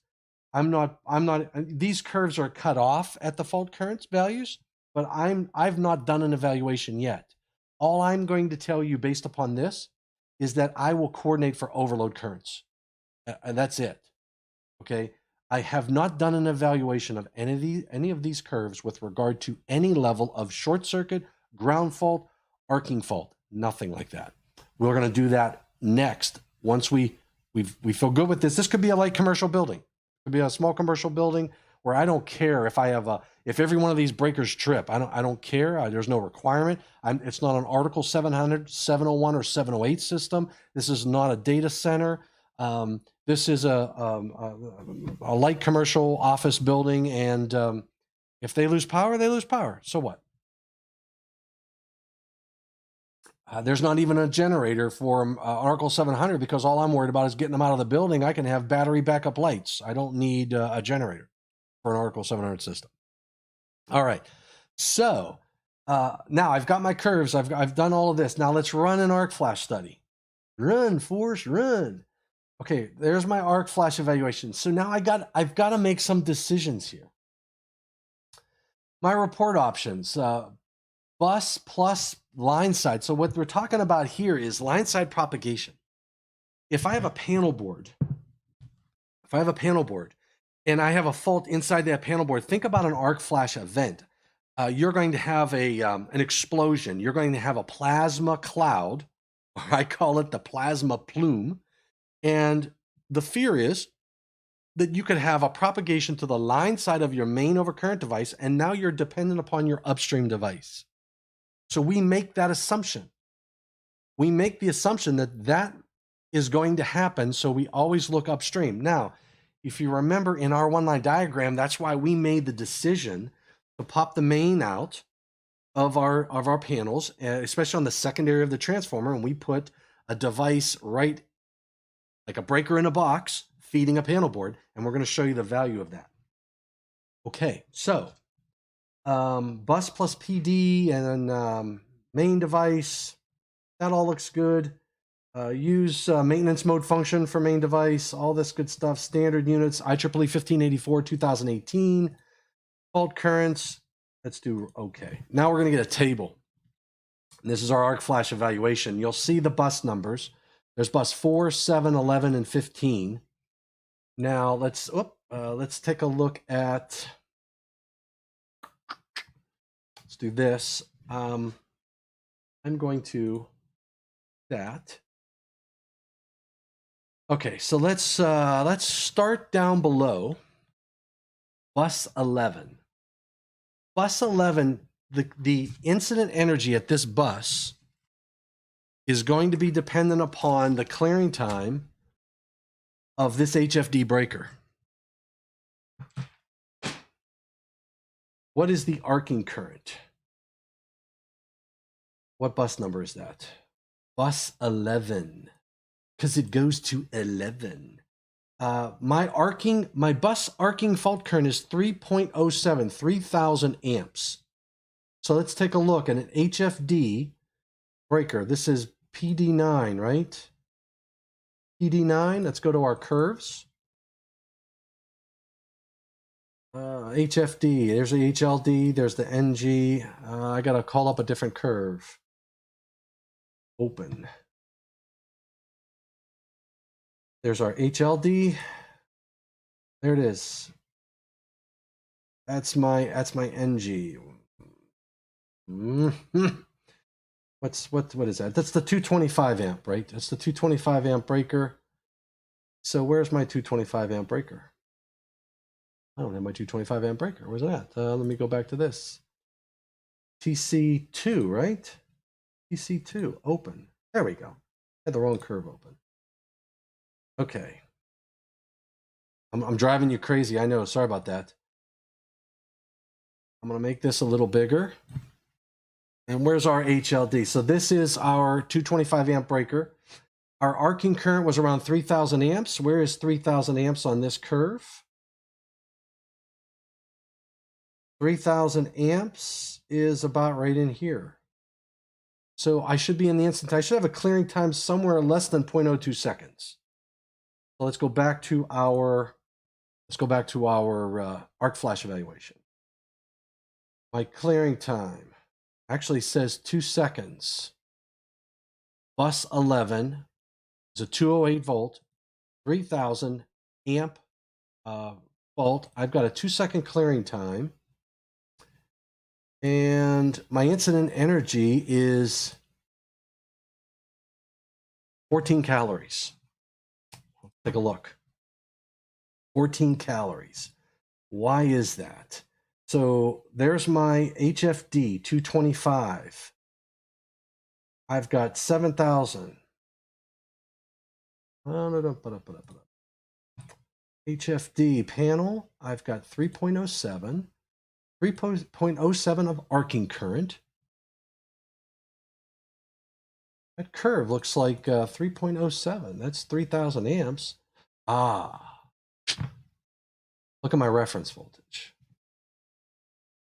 My reference voltage, 208. Let's change that to 208. Now what happens? Okay, hold on. Let's do this. Let's just throw up our. Let's create a TCC curve. We'll call this the HFD breaker. We're going to add new. Nope, not new. Existing. And that is breaker PD9, right? So we're depending upon PD9 for our clearing time. Okay. And I'm at 208 volts. There's my, okay, there's why. All right. Gotta love this stuff. Okay. I'm at 208 volts, right? And if I hold my mouse right, you'll see down here in the corner, you can't see it, but this is 1,000 amps. This is 1,000 amps. This is 2,000 amps. Right about here. And then this is 3,000 amps. So look where 3,000 amps is. You're up in this area of this trip curve with the arcing current, and they're using the lowest arcing current. So I'm up in this area, so they'll assume a 2-second clearing time right here. This is 2 seconds. And that tells me that my incident energy is 14 calories at that panel with that breaker. Now, it's a fixed. That's it. That's a thermomagnetic circuit breaker. That's all I can do. So what I can do though is I can go back to the library and do my filter on breakers, and that's an HFD. I'm going to go to a static trip and 225. Let's see what frame that's going to get me into a K frame. I'm going to try 225, a 250 amp frame. I'm going to put a K frame in. And let's do this. I'm going to call back the trip curve TC2, hit open. All right, so there's my new breaker that I just changed out. So I decided based upon incident energy.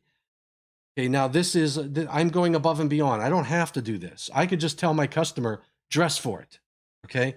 Or I could change that breaker out, put in a, let's go to the settings. I got 250. So this is what? This is a CKD. I'm going to go to my CKD breaker, Eaton CKD breaker. There's my K-frames. I've been to the K-frames already. So I come down to my CKD. Whoa, nope. I don't want the installation instructions. I want the trip curve. Here we go. So I'm looking for CKD. Take a look. Hold on. CKD. CKD. There's my CKD. And what was my amp rating? 225, right? I want a 225? Yeah, I want 225. Let's get back to this again. CKD 250. And I want 225, so it's G. So my long time pickup has to be set to G. So I come back over to here. My long time pickup for this 250, I set it to G. That gets me a 225 amp breaker. That's for the conductor and for the panel size, all that good stuff. I don't have to worry about any of this. Now I can move this short time delay down. I can do that. And let's run our numbers again. Take a look. Look at that. That's beautiful. Bus 11 is now 0.97 calories. Just changing the overcurrent protective device. I've got that ledge. Okay, I've got this ledge right here. Now, I do have on this breaker a maintenance mode. So I could say, look, you have what is it? 0.97 calories based upon this clearing time, based upon the new overcurrent protective device. Or if I put it in maintenance mode, so when you're performing maintenance, I put it in maintenance mode, you see what it does to the trip curve. I'm going to take it out of maintenance mode real quick for you because you didn't get to see that. So there's my normal operating. You'll notice I have a delay. I can bring this up if I wanted to. Say I had some motors downstream running, I can turn my delays on. And what that does is takes my calories to 2.43, okay, because I've added some delay. I could turn on maintenance mode, and when I turn maintenance mode on, watch the trip curve, watch that black curve. Boom. That is what maintenance mode does for me. So during maintenance, my instantaneous moves to the right. What does that mean? That means I have justified energized work going on in that downstream panel. That could be metering, troubleshooting, something that was justified where I have to have that power onto that panel. Now I go back and I'm down to 0.24 calories per centimeter squared. And look at the arc flash boundary, 7 inches. I mean, you're in a pair of gloves, or you're in a nice heavy shirt, pair of gloves, and you can use 70E. You can use 70E to figure out the personal protective equipment that you need to wear when you're in maintenance mode. But even when you're not in maintenance mode, with all of those intentional delays, you're still providing your customer with 2.43 calories.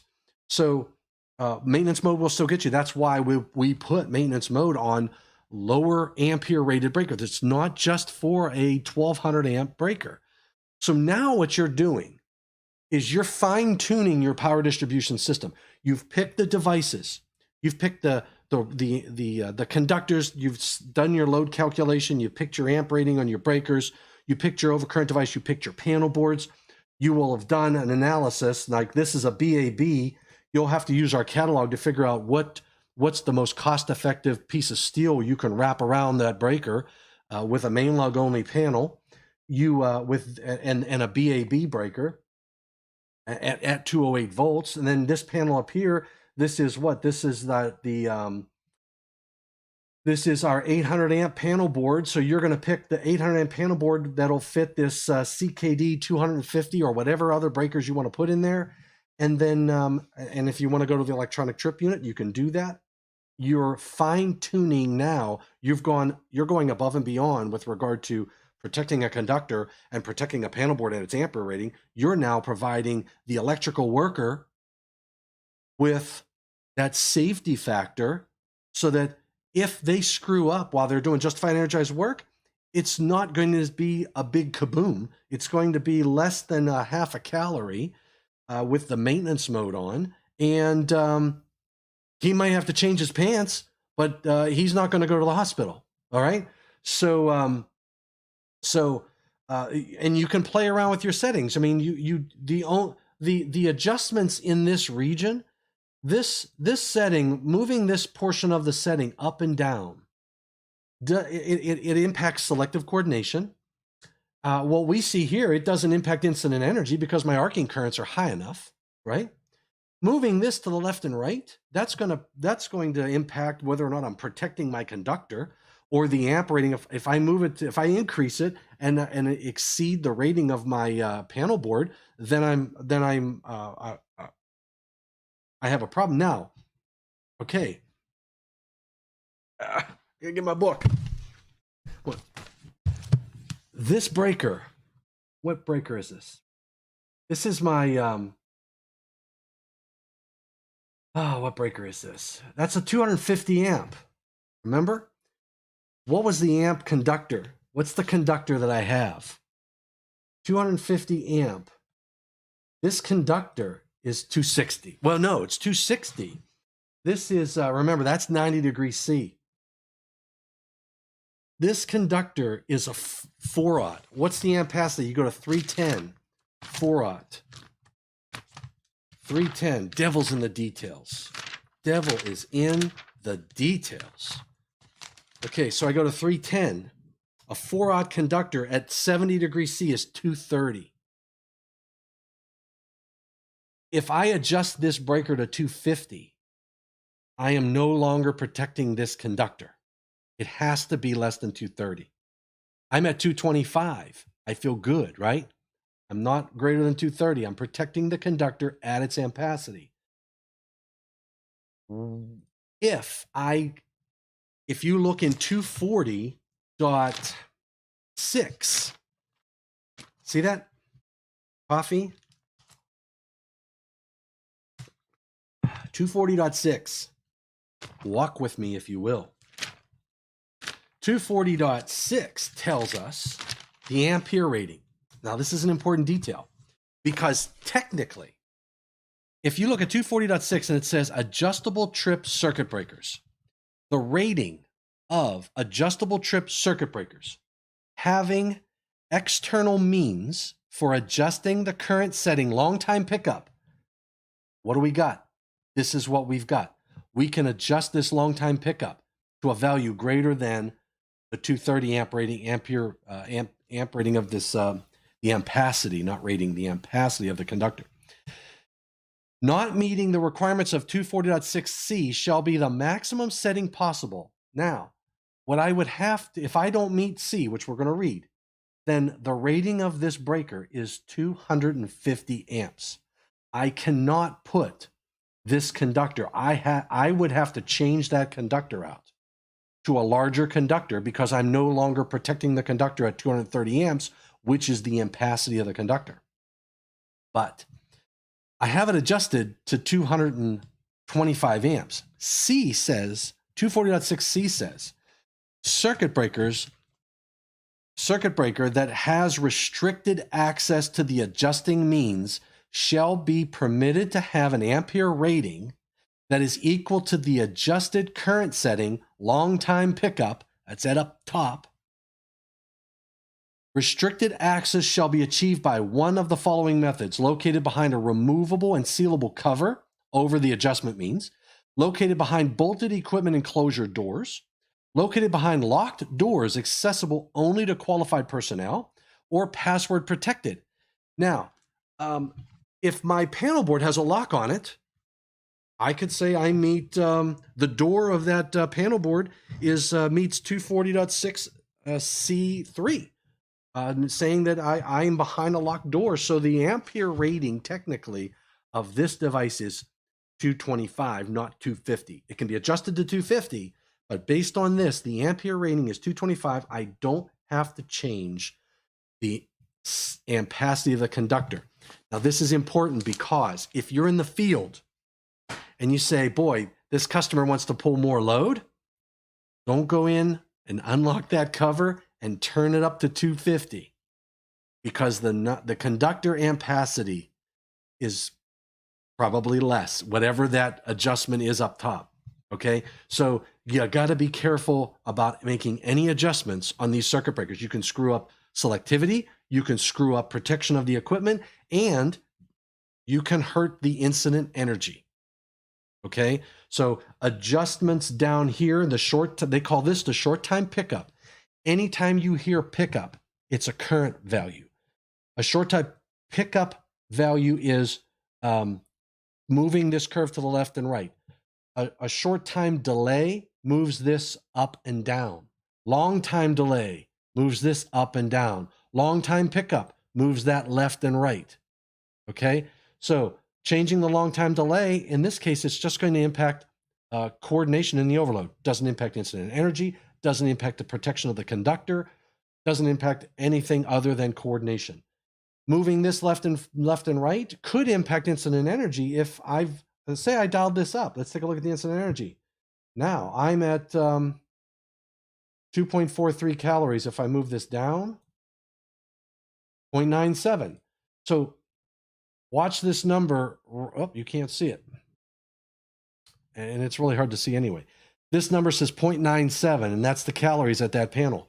If I increase the delay on this circuit breaker, it goes from 0.97 to 2.43. If you're dressed for a 0.97 event and somebody adjusted that short time delay up, you're going to be underdressed. But typically we'll dress what, for like 4 calories or whatever it is. There's 2 levels of dress. Regardless, though, you could still put yourself in trouble. If the design engineer put it down there, he may have done it for the calories. The customer may have had a requirement that he gets those calories to below a certain number. If I move this all the way to the right, I can't, yeah, it's still at 0.97.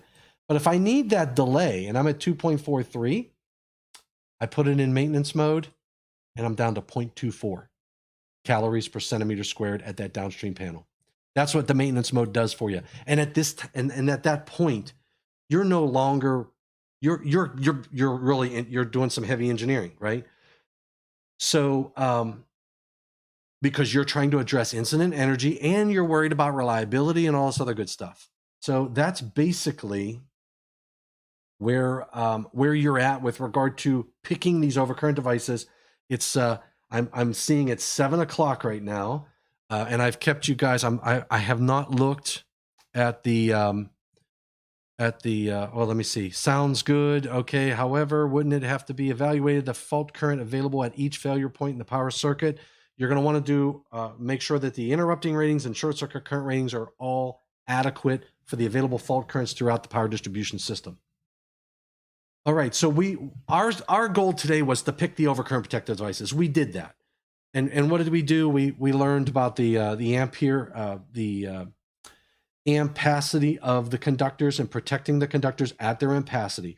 We walked into 240.6 to understand the locked covers and what the ampere rating of the breakers is. We also talked about arc reduction maintenance switch and the value there for reducing incident energy.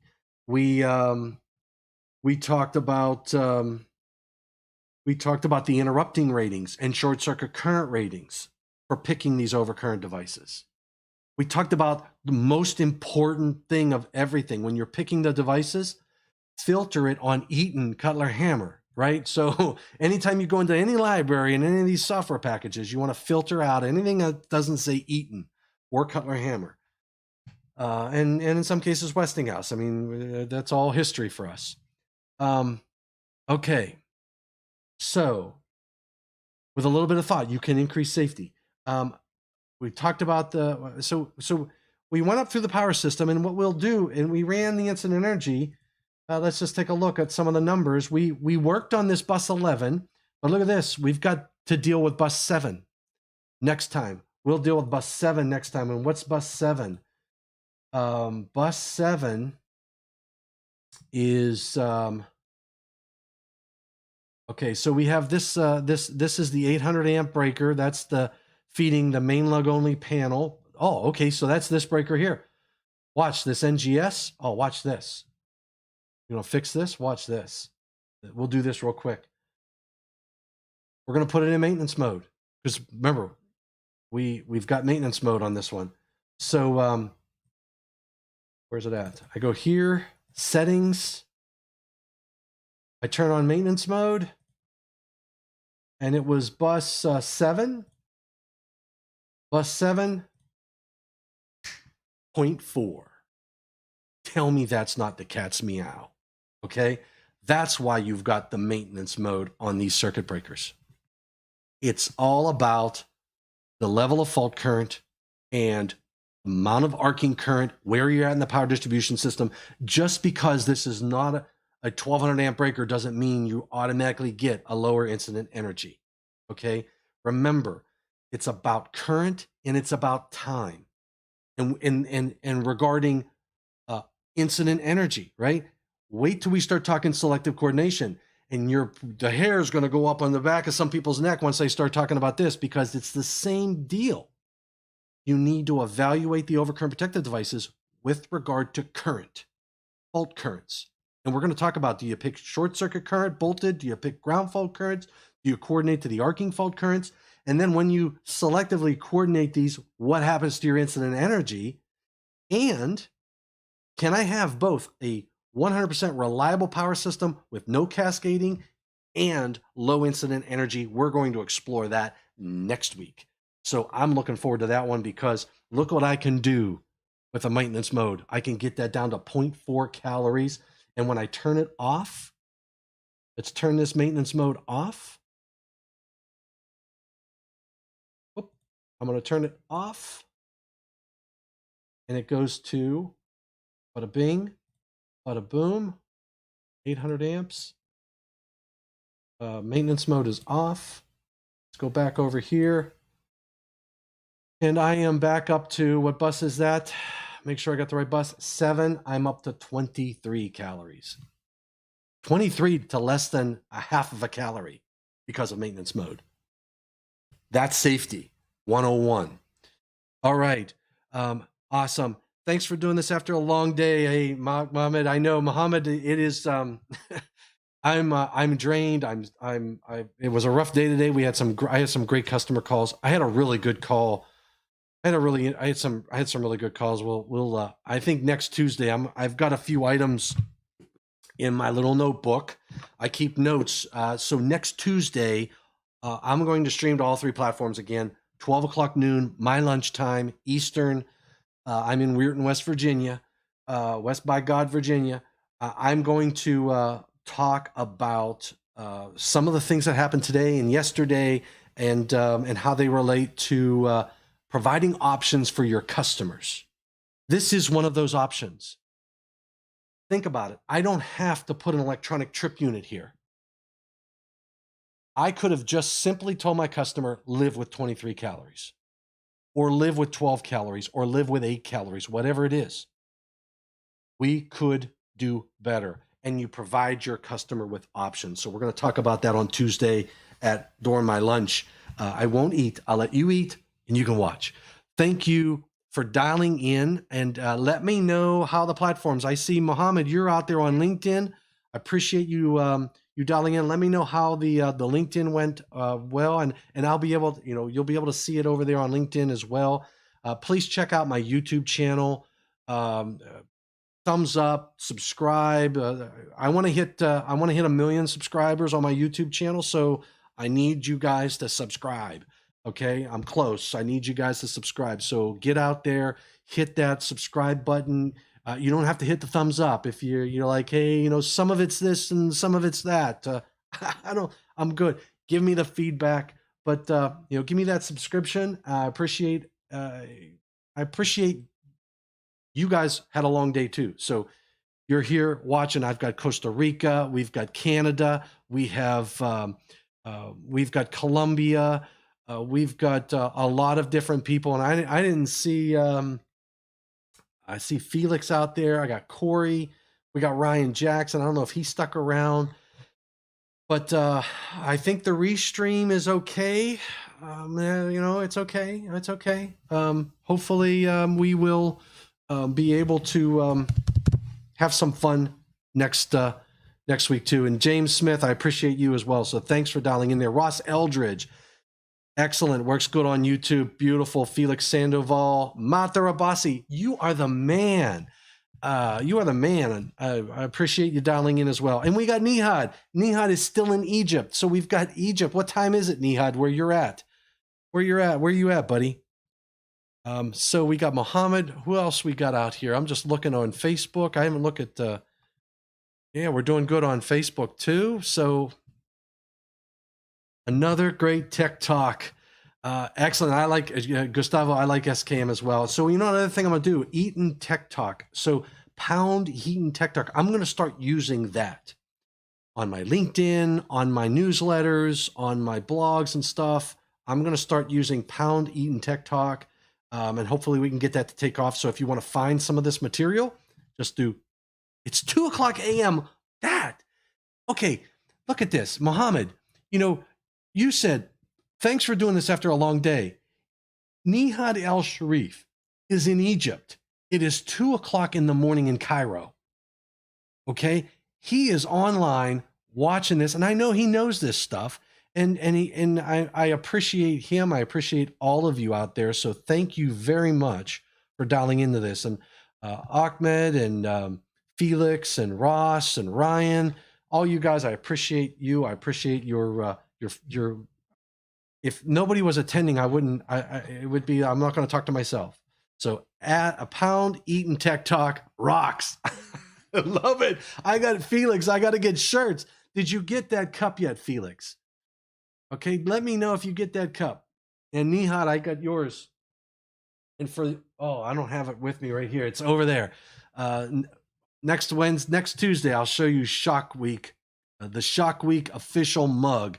And I'll even put a link if you guys want to buy your own, because I created the design. It's up there, and anybody can buy one. So anyhow, salute. Remember, go get your Puppy Paws Chocolate Lab or whatever. Every cup supports a pup.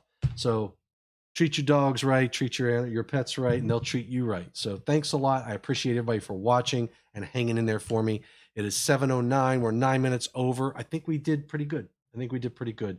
And I'll try to watch that volume as well. So we got both. I got two microphones. I got an SM57 and an SM58. All right, everybody. My mug must be on the sky. That's right. Your mug is in the air. And we can write a song on that. Okay, everybody. Thanks a lot. Thanks for what you do for the electrical industry and electrical safety. I appreciate your attention. And take care. God bless. And we'll see you on Tuesday at 12 o'clock Eastern. All right, Nihad, go to bed. And give your mom a kiss for me. Tell her we said hi. Give her a big hug. All right? Take care, Nihad, and everybody else. And you too, James Smith. All right, I'm signing off. And I think I have a little sign-off thing here. So, all right, need to get some sleep.